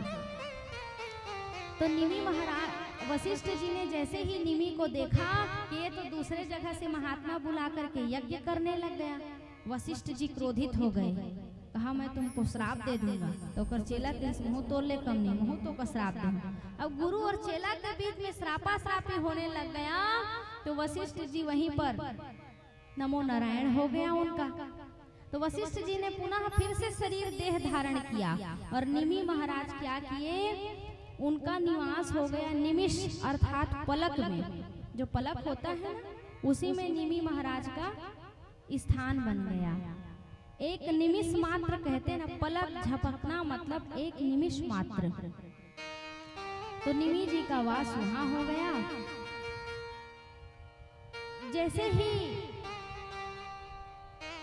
उनका श्रापा श्रापी हुआ, दोनों का पुनः फिर से नए नए अंश में जन्म हुआ। समझिए, वशिष्ठ जी ने अपने आप को पुनः देह धारण करवाया और निमि जी पलकों पे जाकर के वास करने लगे। एक बार क्या हुआ, भगवान ने कहा कि ब्रह्मा जी ने कहा कि तुम ऐसी योजना बनाओ जहां पर बहुत सारे साधु संत हो, वहां कथा प्रारंभ हो। तब कहा, ब्रह्मा जी ने कहा, मैं एक ऐसा चक्र छोड़ूंगा जो चक्र जहां पर जाकर के गिरेगा वहीं पर उस कथा का प्रादुर्भाव होगा। आप वहीं जाकर के कथा करना। वही चक्र जो है जाकर के नैमिषारण्य में गिरा, तो वो जगह जो है चक्र तीर्थ कहाया। और वही 88,000 ऋषि मुनि एक बार ब्रह्मा जी के पास गए और जाकर के दीर्घ समय तक के कीर्तन किया, भगवान की कथा का गायन किया और जाकर के भगवान से प्रार्थना किया कि हम कथा का श्रवण पान करें। तो कैसे श्रवण पान करें? तो नैमिषारण्य में आकर के वो चक्र जो है रुका और वहीं पर 88,000 ऋषि मुनि भगवान की सुंदर कथा का प्रादुर्भाव और भगवान की कथा को सुनने का योजना बनाए। जैसे यहाँ भी अब कथा तो बेचारे लोग आयोजन कर दिए हैं, लेकिन आप लोग कोई सुनने ही नहीं आएंगे, तो इतना बड़ा टेंट पंडाल गड़वाने का कोई मतलब नहीं होगा। होगा क्या? आप लोगों के सहयोग से ही तो सब कुछ है ना। कोई कुछ में सहयोग करे, कोई कुछ में सहयोग करे, पूरे परिवार वाले मिलके आपस में एक दूसरे का सहयोग करें, तभी तो। क्योंकि देखिए यहाँ पर जीव एक नहीं है, पूरे घर के परिवार वाले यहाँ पर प्रत्यक्ष अप्रत्यक्ष रूप से यहाँ विराजमान है। अगर मानेंगे तो, और नहीं मानते तो पत्थरों को भगवान माने, लेकिन मानेंगे तो आपके पिता, आपके चाचा जी, आपके दादाजी है तो आपके ही ना, आपके गोत्र है, आपके परिवार है। यहाँ है ना उनके जीव की भी फोटो है, वो भी यहाँ पर आपको देख रहे हैं, निसंदेह है। ये साधारण व्यासपीठ को आप सहजता से मत लीजिएगा। श्रीमद् भागवत महापुराण में वो जीव का यहाँ पर प्रादुर्भाव रहता है, वो जीव प्रत्यक्ष अप्रत्यक्ष रूप से आपको देखता है। आपके पिताजी यहाँ हैं, आपके दादाजी हैं, आपके चाचा जी यहाँ हैं, सारे जितने जीव की फोटो यहाँ लगी हुई है, यहाँ विराजमान होकर ये श्रीवास परिवार को ढेर सारा आशीर्वाद प्रदान कर रहे हैं। धन्यवाद है मेरी माँ, धन्यवाद है मेरी पत्नी, धन्यवाद है मेरे बेटे, धन्यवाद है मेरे पूरे श्रीवास परिवार, जिन्होंने हमारे जीव के निमित्त ये कथा का आयोजन किया है। आप यदि मानेंगे तो सब कुछ है, और नहीं मानेंगे तो कुछ भी नहीं, है ना। तब तक 88,000 ऋषि मुनि ने कथा का सुंदर योजना बनाया। रोमहर्षण के पुत्र सूत जी महाराज का आगमन भया। 16 वर्षीय सूत जी को देख करके सारे महात्मा खड़े हो गए, प्रणाम करने लगे। सूत जी ने कहा, क्या कर रहे हैं आप, सब हमारे पिता के तुल्य हैं, हमें प्रणाम ना करिए। अब हम भी उम्र में छोटे हैं, वर्ण से बड़े हैं, ब्राह्मण हैं, हमारा प्रणाम बुजुर्ग भी करते हैं। क्यों करते हैं? क्योंकि व्यासपीठ में बैठ करके कथा सुना रही है। क्योंकि व्यासाय विष्णु रूपाय कहा गया है, भगवान की कथा सुनाने वाले तुझको बारंबार प्रणाम है ना। बहुत सुंदर। तो भगवान का सुंदर कथा का सूत जी श्रवण कराने के लिए 88,000 ऋषियों को प्रारंभ करते हैं। धन वृद्धा बल वृद्धा आयुर्विद्या सदैव च ते सर्वे ज्ञान वृद्धा किंकिरा शिष्य किंकिरा। कोई धन में बड़ा होता है, कोई बल में बड़ा होता है, कोई उम्र में बड़ा होता है। धनो बल, यशो बल, मनोबल, आत्मबल और बुद्धि बल, सबसे बड़ा वही है जो बुद्धि में बड़ा होता है। नान नान में कहे ना, अक्कल बड़े के भैंस, तो कोनो भैंसल बढ़ता कहे, तो कोनो अक्कल न बढ़ता कहे। तो हम सुनन अपन जमाना में, अरे सुनन उनी अक्कल रही तो भैंसल पिसाबे हो। अब नान नान लइका पर भैंसा बड़े के अक्कल, अक्कल तो नान चुप, अब भैंसा बड़का तो हम का कही, भैंसा बड़े के तो सियान में समझावे, अरे नोनी अक्कल रही तब भैंसा लेबे हो, तब तो सुघर दूध पावे। तब कहते थे अक्कल बड़ा है। वैसी सबसे बड़ा कौन है? जिनका बुद्धि बड़ा है, वही बड़ा है। अज्ञान ध्वांत विध्वांस कोटि सूर्य समाप्रभा सूतख्या हि कथा सारं मम कर्ण रसायनम। हे सूत जी, हमारे हृदय की अज्ञानता के अंधकार को समाप्त करिए और हमें सुंदर भगवान की कथा का रसास्वादन करिए। कथा को सुनोगे, पंडाल में रहोगे तो मन ऐसे लगता है कि अब ले जीवन में मैं हाँ पाप नहीं करूं। अब पंडाल ले निकलने के बाद थोपन कर लेते, हाथ में नहीं करो, होते कि नहीं हो। तो अपने मन को ऐसा पवित्र बनाइए जो जीवन में कभी पाप कर्म में ना जाए। कथा सुनने का अर्थ यही है कि जीवन की व्यथा समाप्त हो जावे। कथा क्या है? जो जीवन की व्यथा को समाप्त कर देवे वही कथा है। जो आपस में परस्पर प्रेम सिखा दे वही कथा है। जो परिवार बिखर गया है उस परिवार को जोड़ दे वही कथा है कि नहीं? इतना सुनने के लिए तो वक्ता नहीं है। समस्त शास्त्रों का सार सुनाइए। अच्छा, हम जैसे फ्रूट का जूस पीते हैं, फल का जूस, अनार का जूस पिएंगे तो हमको ब्लड बढ़ेगा, खून बढ़ेगा, है ना।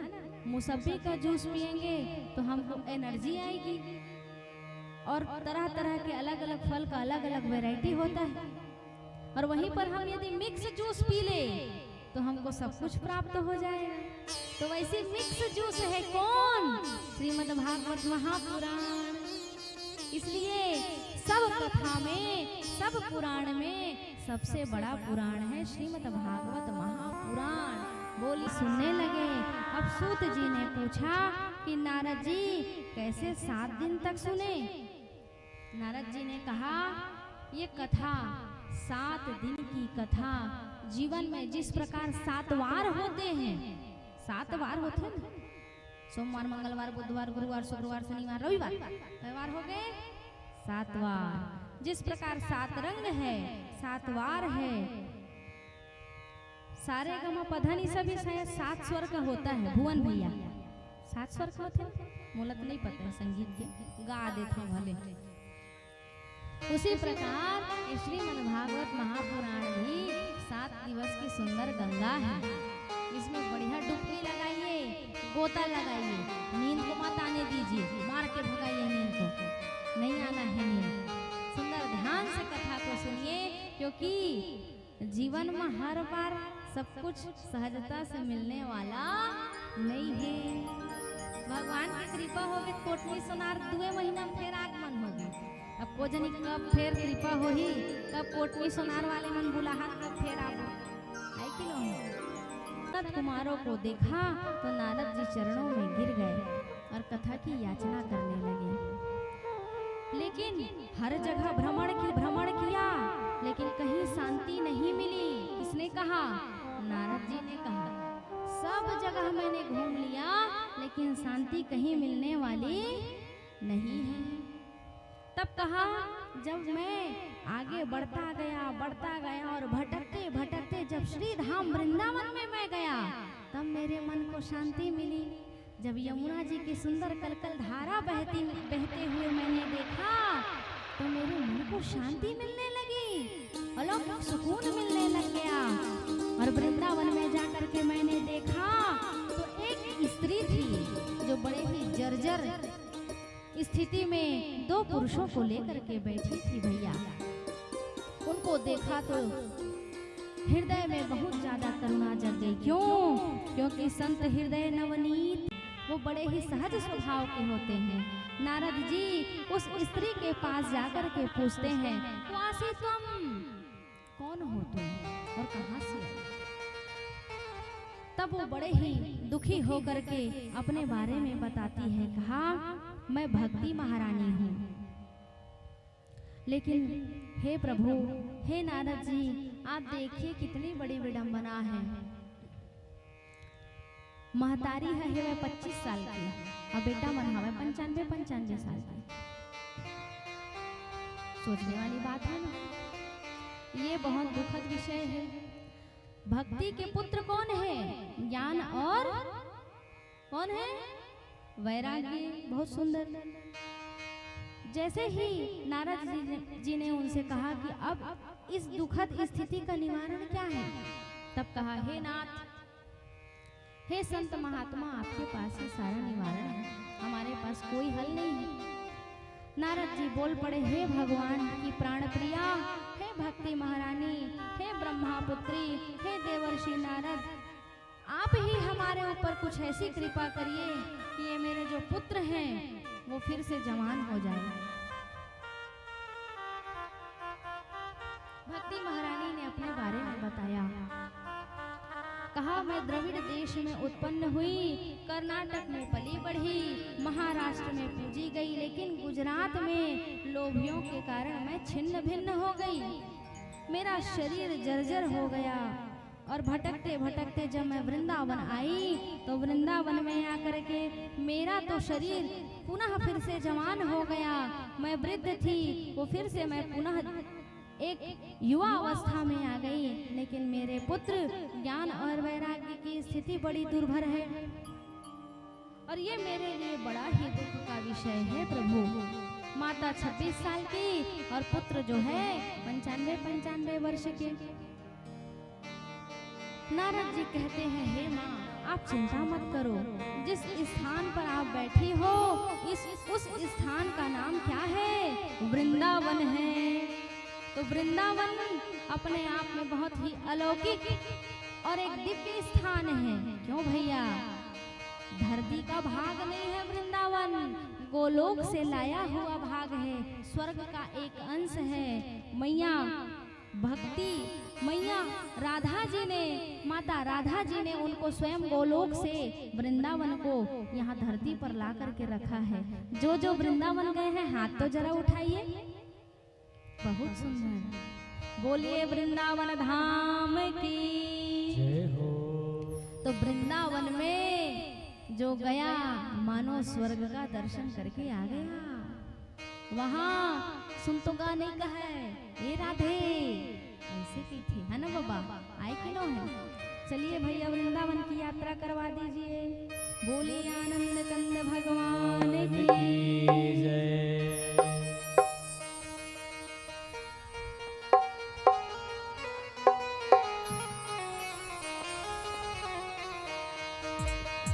वृंदावन जाऊंगी सखी, वृंदावन जाऊंगी। आप लोग आगे आइए, आप लोग आगे आइए, इधर आइए। वृंदावन जाऊंगी सखी, वृंदावन जाऊंगी। और मेरी उठे मेरी उठे मेरी उठे वृंदावन जाऊंगी। मेरी उठे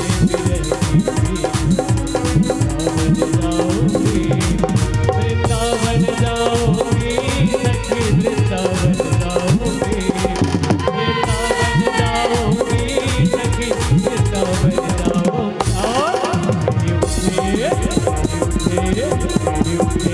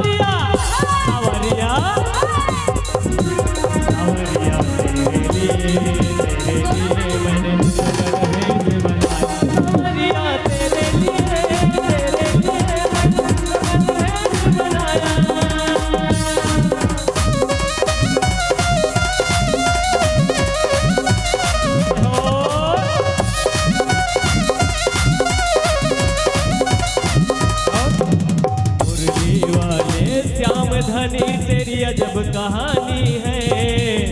मुरली वाले श्याम धनी तेरी अजब कहानी है।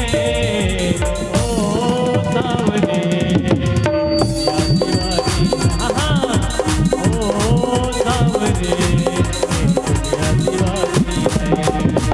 मुरली वाले श्याम धनी तेरी अजब कहानी है।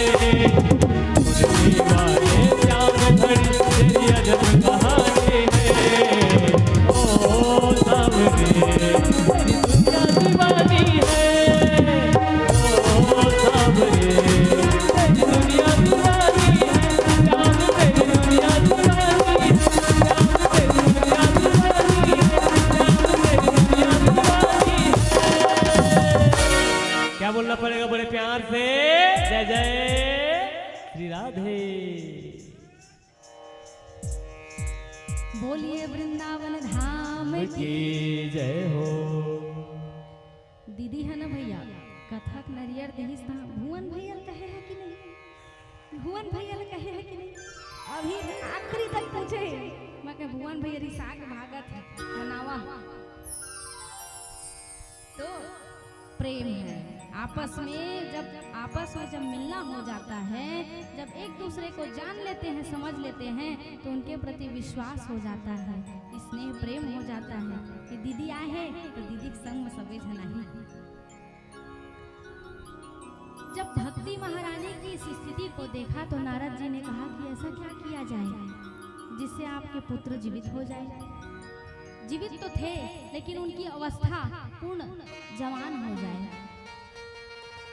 तब कथा का एक आधार लिया गया, कहा गया गीता पाठे मुहुर्मुहु, लेकिन ज्ञान वैराग्य जैसे ही आंख खोले फिर से मूर्छित हो जाए। भगवान का नाम ले तो थोड़ी देर के लिए उनकी आंखें खुले, उसके बाद फिर से मूर्छित हो जावे, फिर से मूर्छित हो जावे। तो कहा ये थोड़े समय में सुनने मात्र से नहीं होगा, मुहुर्मुहु अर्थात बार बार, मतलब 7 दिन तक के कथा सुनते सुनते सुनते सुनते जब कथा पूर्ण हो जाएगी तभी जो है ये भक्ति महारानी के दोनों पुत्र ज्ञान और वैराग्य का अवस्था पूर्ण परिवर्तित होगा। और जैसे ही पंडाल से निकले 2 मुट्ठी प्रसाद खाए और व्यक्ति का हृदय परिवर्तित हो जाता है। तो व्यक्ति अपने हृदय को परिवर्तित करे तो केवल प्रसाद से परिवर्तित ना करे, मन की मलिनता को मिटा करके परिवर्तित करे, तब वो कथा सुनने का सार है। नारद जी ने जैसे ही कथा को सुंदर भगवान की कथा का रसास्वादन करवाया तो भक्ति महारानी के जो पुत्र थे ज्ञान और वैराग्य, कथा का जैसे ही पूर्ण मध्याह्न अवस्था में वो जब कथा मध्य में पहुंचा तब भक्ति महारानी थिरकने लगी, नृत्य करने लगी, नाचने लगी और ज्ञान और वैराग्य भी पुनः अपने उस उम्र में परिवर्तित हो गए। देखिए कई लोग कहते हैं कि भागवत के कथा मन नचवाथे। अब एक कथा बतावा थे, जब भक्ति महारानी कथा होत मथीर के है तब तू कहू हमका पूछे कौन। केवल मानसिकता परिवर्तित करिए। जब भक्ति महारानी थिरकने लग गई तो आपको हमको पूछे कौन भैया। भक्ति महारानी ने भी कथा सुनते सुनते नृत्य किया था ना। और एक चीज आऊ जेनहा बाबा एक कल्प वृक्ष के नीचे भगवान के नाम में जो थिरक गए बोला 84 लाख योनि के चक्र काटे नहीं पड़े, भटके ला नहीं पड़े, वो भगवान के धाम में पहुंच जाता है। जो भगवान की पंडाल में यदि भगवान के भजन को सुनकर नृत्य कर दिया उसको भटकना नहीं पड़ता है। जैसे ही कथा को सुना भक्ति महारानी सुंदर थिरकने लग गई और उसके पुत्र ज्ञान और वैराग्य पुनः उसी अवस्था में आ गए। श्रीमद् भागवत का आश्रय ऐसा है जो जीवन में परिवर्तन ला देता है।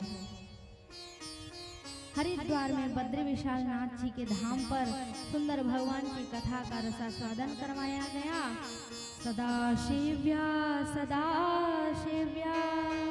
श्रीमन्ते भागवती कथा यस्य श्रवणमात्रेण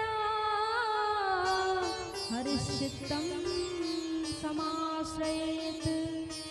जिस प्रकार सिंह के दहाड़ से सारे छोटे छोटे जीव जंतु भाग जाते हैं, ठीक उसी प्रकार श्रीमद् भागवत का जय घोष कर लेने मात्र से जितने नकारात्मक शक्ति कहा जाए भूत प्रेत चंडाल पिशाच जो है, जैसे ही जय घोष होता है और आवाज की ध्वनि गूंजती है तो वो सारे नकारात्मक शक्तियां जो है भाग जाती है। ये श्रीमद् भागवत महापुराण की महत्व है। इस प्रकार भगवान की सुंदर कथा को नारद जी ने भक्ति महारानी को सुनाया। ज्ञान वैराग्य पुनः अपने उस अवस्था में आ गए और सुंदर भक्ति ज्ञान और वैराग्य एक जिस प्रकार एक माँ और पुत्र का उम्र में जो डिफरेंस होता है उसी प्रकार हुआ और भगवान की सुंदर कथा को आगे बढ़ाए। तद उपरांत इस भागवत को सुनने से कैसे कैसे जीवों का उद्धार होता है, कैसे कैसे जीवों का उद्धार होता है। ये मानवः पाप कृतस्तु सर्वदा सदा दुराचारता विमार्गा। जो बहुत दुराचारी है, जो पाप कृत्य में लिप्त है, सोचिए अजामिल जैसा पापी जो चोर था, जो पत्नी का त्याग किया था, एक गणिका से विवाह कर लिया था, आगे की कथा में सुनेंगे, उसका भी उद्धार हो गया केवल भगवान नाम मात्र से। ऐसे ऐसे पापियों का भी भगवान के नाम से भगवान की कथा से उद्धार होता है। श्रद्धालु आपको और हमको पूछे कौन, जिस भाव से, जिस भक्ति से, जिस प्रेम से हम उनको पुकारेंगे वो हमारे जीवन में आएंगे। जिसने जीवन पर्यंत पाप किया है वो भी यदि श्रीमद् भागवत की कथा सुन लेगा ना तो उसका भी उद्धार हो जाएगा। ये श्रीमद् भागवत महापुराण की कथा का महत्व है भैया। तो कहा कैसे कैसे लोगों का उद्धार होता है, तब बताया गया एक आत्मदेव नाम के ब्राह्मण थे, उनका भी उद्धार हुआ, उनके कुल परिवार का उद्धार हुआ। आइए इस कथा में प्रवेश करते हैं। तुंगभद्रा नदी के तट पर एक नगर है जहाँ पर आत्मदेव नाम के एक ब्राह्मण रहते थे, जिनकी पत्नी का नाम था धुंधली। जथा नाम तथा गुणो, जिस प्रकार उसका नाम धुंधली था वैसी वो धुंधली थी, धूर्त थी, तर्क करने वाली थी। आत्मदेव जी अपने पत्नी से बहुत निराश रहते थे। संत ने उनकी निराशा को समझा, जाना। आत्मदेव के पास सब कुछ था बाबा, सब कुछ था, लेकिन एक पुत्र नहीं रही से। और कोनो पुत्र रहे में दुखी रही थे और कोनो नहीं रहे में दुखी रही थी। और पुत्र कहूँ हवाए, बेटा हवाए, और एक नंबर के लफंगा है, दरुहा पनिया है, एती ओती चक्कर वाला है, कमाई धमाई करैया नहीं है, बनाए चीज का बिगड़ैया है। तो वैसन पुत्र के कोई महत्व है का? तिकल अच्छत नहीं है तेने बड़ी है। लेकिन पुत्र कौन? पूत सपूत तो का धन संचय, अपूत सपूत तो का धन संचय। पुत्र यदि सत्कर्मी है, सत्कर्म करने वाला है, अच्छा है, पूरे कुल खानदान को तार देगा। लेकिन पुत्र यदि दुराचारी है तो कुल खानदान को डुबा देगा। बार बार कहना तो नहीं चाहिए, लेकिन यथार्थ सत्य को बोलने से पीछे नहीं रहूंगी। इसलिए नहीं कि उसने मुझे लाया है, बल्कि इसलिए कि 20 साल की उम्र में, छोटे से उम्र में श्रीमद् भागवत महापुराण की ये योजना को छोटे से बालक ने रचा। और उसके इतने अच्छे मित्र जो रात को भी भाई हम तेरे साथ खड़े हैं, यादव भाई, निषाद राज और हमारे निर्मलकर भाई, पटेल भाई, मतलब कहने का अभिप्राय ये है कि छोटा सा है लेकिन अपना सर्कल मजबूत बना के रखा है। इस उम्र में बच्चे क्रिकेट खेलते हैं लेकिन इन्होंने धन है, माँ जी का धन है, लेकिन एक अच्छे कर्मों में लगा दिया। चाहता तो वो गम्मत करवा सकता था। आजकल ओकरे ट्रेंड है ज्यादा, हम ज्यादा पब्लिक को जुड़ थे, इमा पब्लिक कम जुड़ थे, उमा ज्यादा जुड़ थे। चाहता तो मंदिर पचरी कुछ बनवा देता, लेकिन कहा नहीं, तय हाँ मोलो पैसा के सहयोग करबे दादी, और मैं तोर जतका बनही मैं श्रम के सहयोग करी। तो मैं इसको बोली थी आज कथा के महात्मा दिवस के दिन और कथा के विश्राम दिवस के दिन मेरे आंखों के सामने रहना, लेकिन ये नहीं था। समझ गई मैं कि किसी व्यस्तता में रहा होगा, क्योंकि बहुत बड़ा दायित्व है भैया। कई बार इसको देख कर ना मेरी आंखें नम हो जा रही थी कि छोटे से उम्र में कैसे करेगा, क्या करेगा, लेकिन भगवान जिसके ऊपर वरदहस्त रख दे उसका कार्य ना ऐसे हो जाता है मानो जिसकी कोई सीमा नहीं है भैया।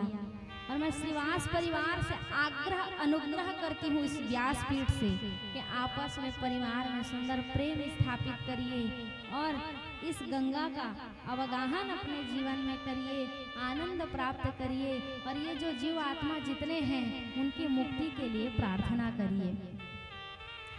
तो संत ने आत्मदेव जी को जब रुदन करते हुए देखा तब पूछा, क्या हो गया आत्मदेव जी, आप क्यों रो रहे हैं, क्या दुख है? किसी को दुखी देखोगे तो एक बार पूछते हैं ना, क्या दुख है बताना, मोल लाइक कुछ हुई तो तो मदद कर दे। संत को लगा ब्राह्मण है, कुछ भगवान को पाने की इच्छा होगी।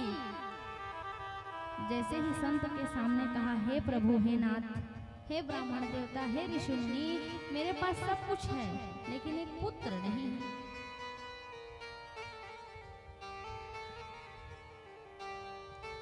महात्मा जी ने कहा, पुत्र नहीं है तो ज्यादा अच्छा है, माया में फंसे हुए नहीं हो, पुत्र हो जाएगा तो माया में फंस जाओगे। कहा नहीं नहीं, मेरे को आगे पानी कौन देगा, पुत्र होना भी तो आवश्यक है, मेरी मुक्ति कैसे होगी? आत्मदेव जी को दया, आत्मा जी के इस रुदन को देखा तो संत महात्मा जी को दया आ गई। संत महात्मा जी ने उनको एक फल प्रदान किया, जाकर के इस फल को अपनी पत्नी को खिला देना, जिससे वो गर्भ धारण कर लेगी और तुम्हारे घर एक वंश का जन्म हो जाएगा। सर्वांग सुंदरम दिव्यम निर्मलम कनक प्रियम।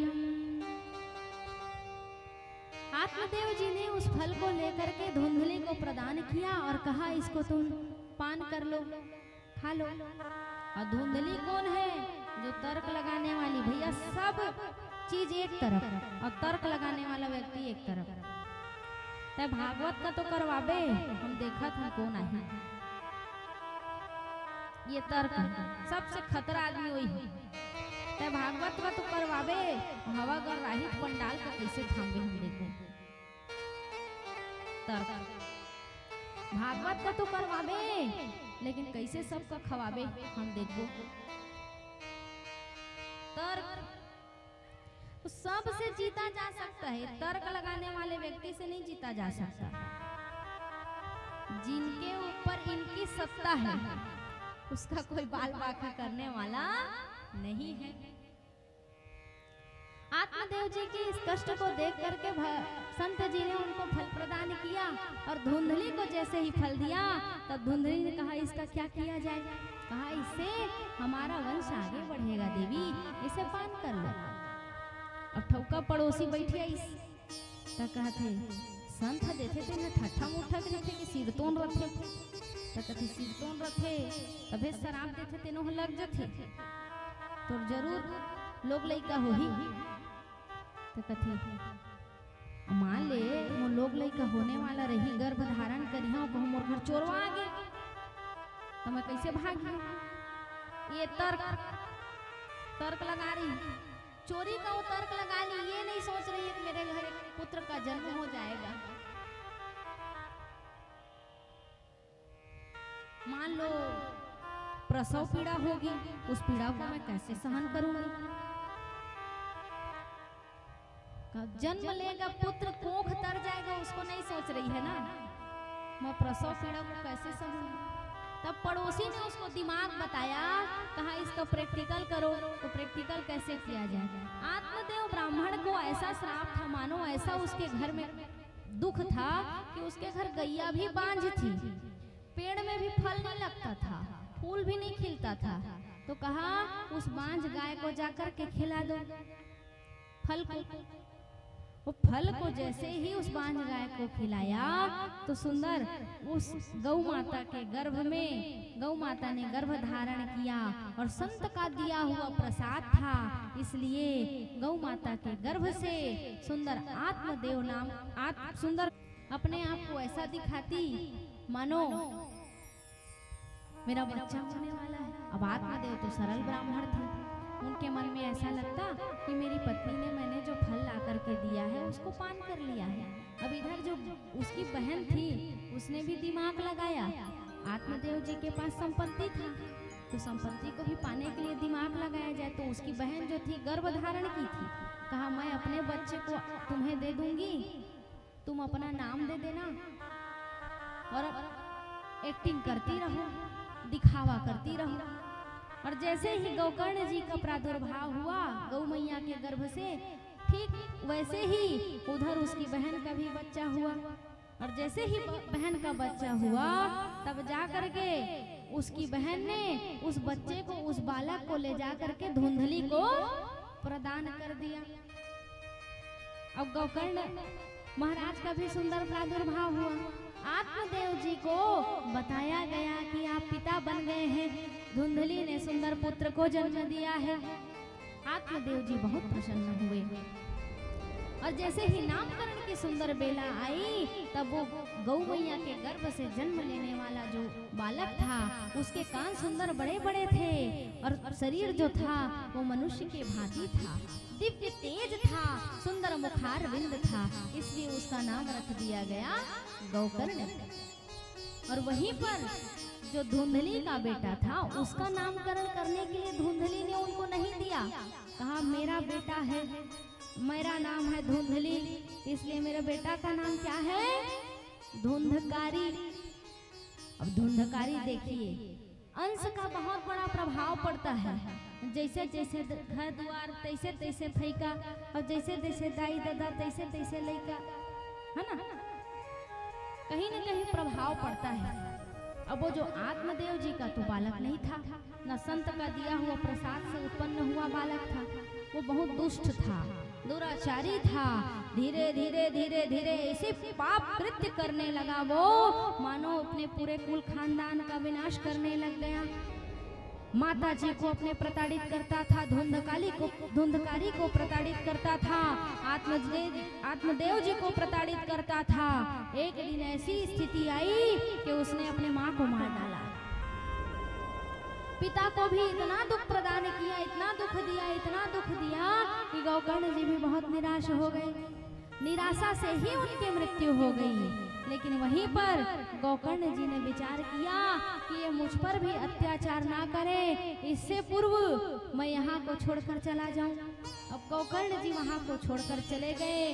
धुंधकारी इतना दुष्ट प्रवृत्ति का हो गया था, वैश्यावृत्ति में उतर गया। 5-5, 6-6 वेश्याओं को ला करके अपने ही घर में रखने लग गया। एक दिन वो वेश्या जो थी, गड़िका जो थी, सोचने लग गई ये अपनी माँ का नहीं हुआ, अपने पिता का नहीं हुआ, हमारा क्या होगा। तो सारी वो दुराचारी जो स्त्रियां थी वो सब ने मिल करके धुंधकारी को मार करके घर में गड़ा दिया।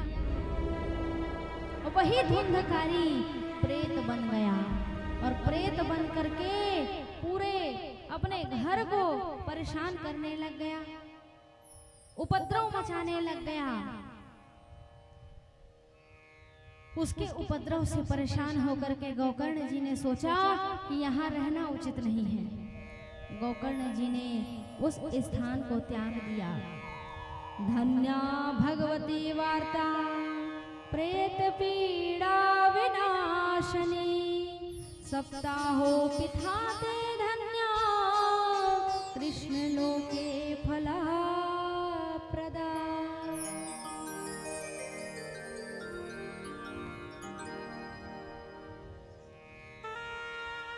सोचा गोकर्ण जी ने ये तो प्रेत बन गया है, लेकिन प्रेत के निवारणार्थ हेतु, प्रेत की मुक्ति के हेतु कुछ ना कुछ तो करना पड़ेगा। तब श्रीमद् भागवत महापुराण की सुंदर कथा का उन्होंने योजना बनाया और सुंदर योजना बना करके कथा का रसास्वादन किया। धुंधकारी को भी मुक्ति प्रदान करवाया गया, कृष्ण लोक की प्राप्ति कराई गई। श्रावण मास में पुनः गोकर्ण जी ने कथा करी। जितने श्रोता उतने विमान आए और सब भगवान के धाम की ओर प्रस्थान किए। इस प्रकार से सूत जी ने सौनकादिक ऋषियों को भगवान के सुंदर महात्मा की दर्शन को कराया। आइए आज की कथा को यहीं पर विश्राम करते हुए आगे कल की कथा में हम प्रस्थान करेंगे। आप सबको बहुत बहुत साधुवाद, धन्यवाद। श्रीवास परिवार के लिए जोरदार तालियां। आइए हमारे बजरंगबली जी, चंद्रराम भैया, दे में रावण बजरंगबली नहीं दिखा चेहरा। हाँ चंद्रराम बजरंगबली भैया जी हैं जो सुंदर बजरंगबली का झांकी दिखाते हैं, हमारे प्रत्येक कथा में आते हैं।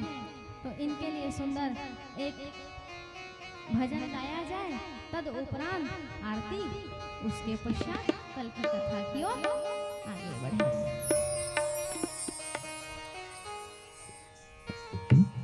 बोलिए अनंत बलवंत श्री हनुमंत लाल जी महाराज की जय हो।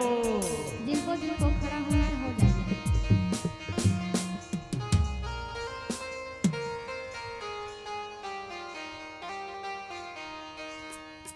महावीर, आप लोग भी बोलेंगे? नहीं बोलेंगे तो नहीं गाएंगे। महावीर बलवान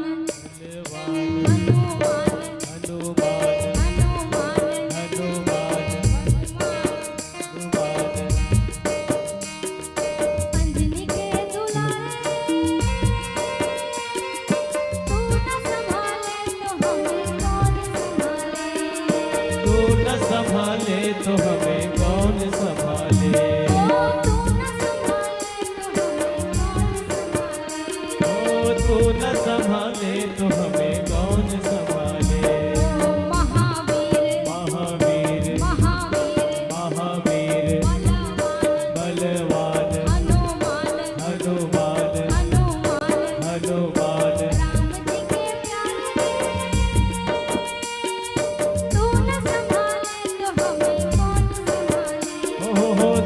संभाले तो हमें कौन संभाले।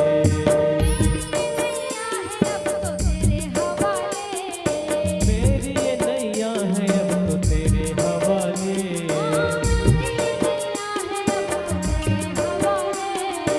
मेरी ये नैया है अब तो तेरे हवाले।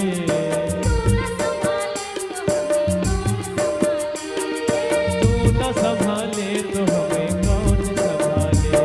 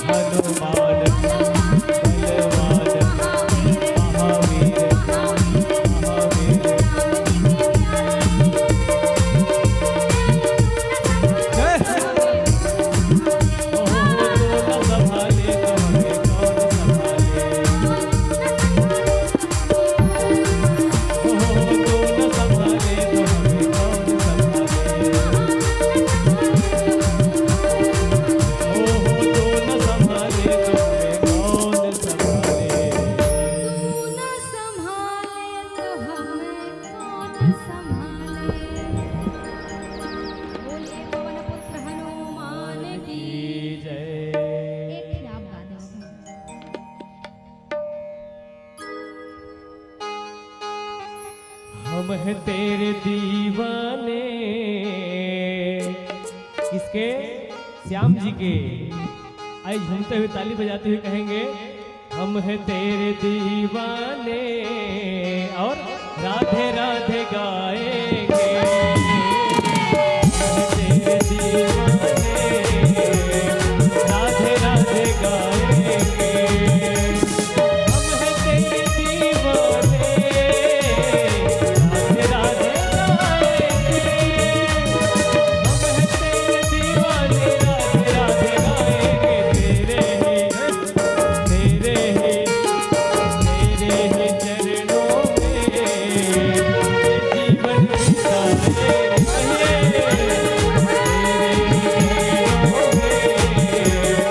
जीवन बिताएंगे। हम तेरे दीवाने, राधे राधे गाएंगे। हम तेरे दीवाने, राधे राधे गाएंगे।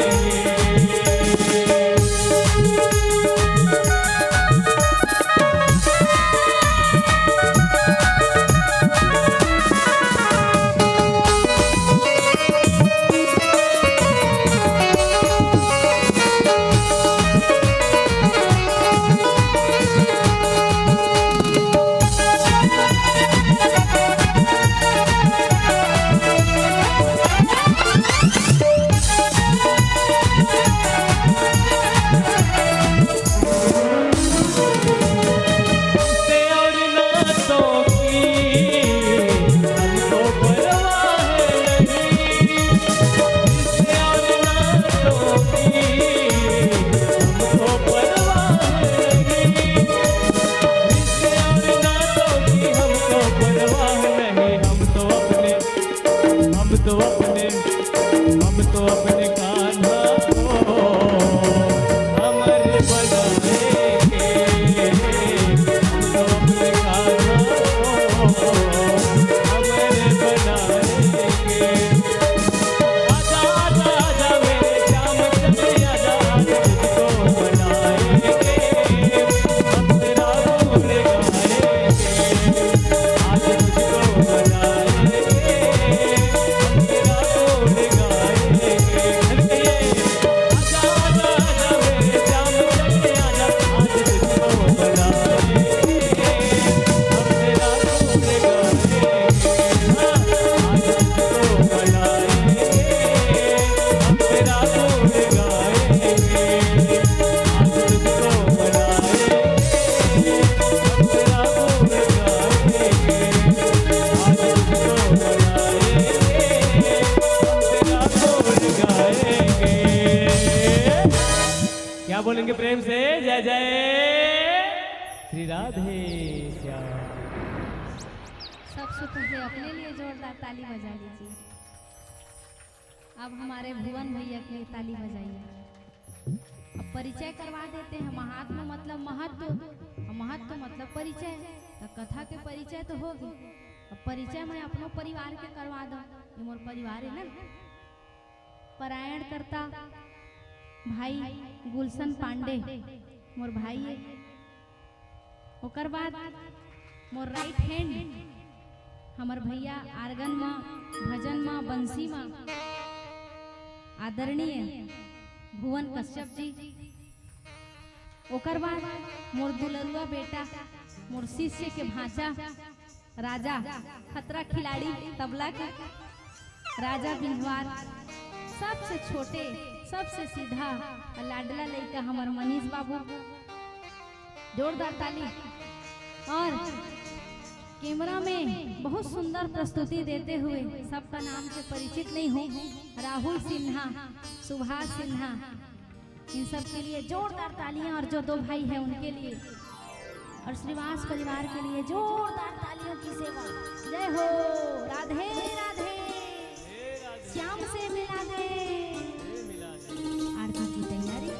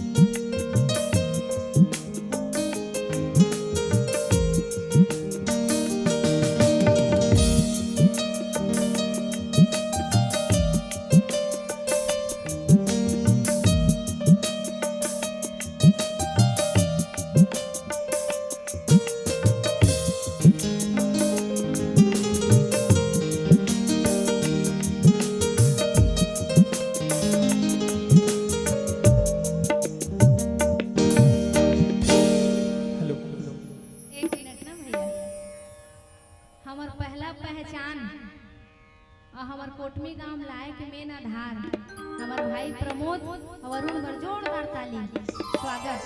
रोज आना है और ड्यूटी देना है। भैया थोड़ा इसमें बेस कम करना तुम। हेलो, आइए सभी आरती में सभी प्रवेश करते हैं क्योंकि समय भी हो चुका है। जिस जगह हो आरती चरण कमल चितला तहाँ हरि वासा करे अनन्य ज्योति जला। बोलो बोलो भागवत भगवान की जय। मन में बसा कर तेरी मूर्ति उतारो मैं गिरधर तेरी आरती।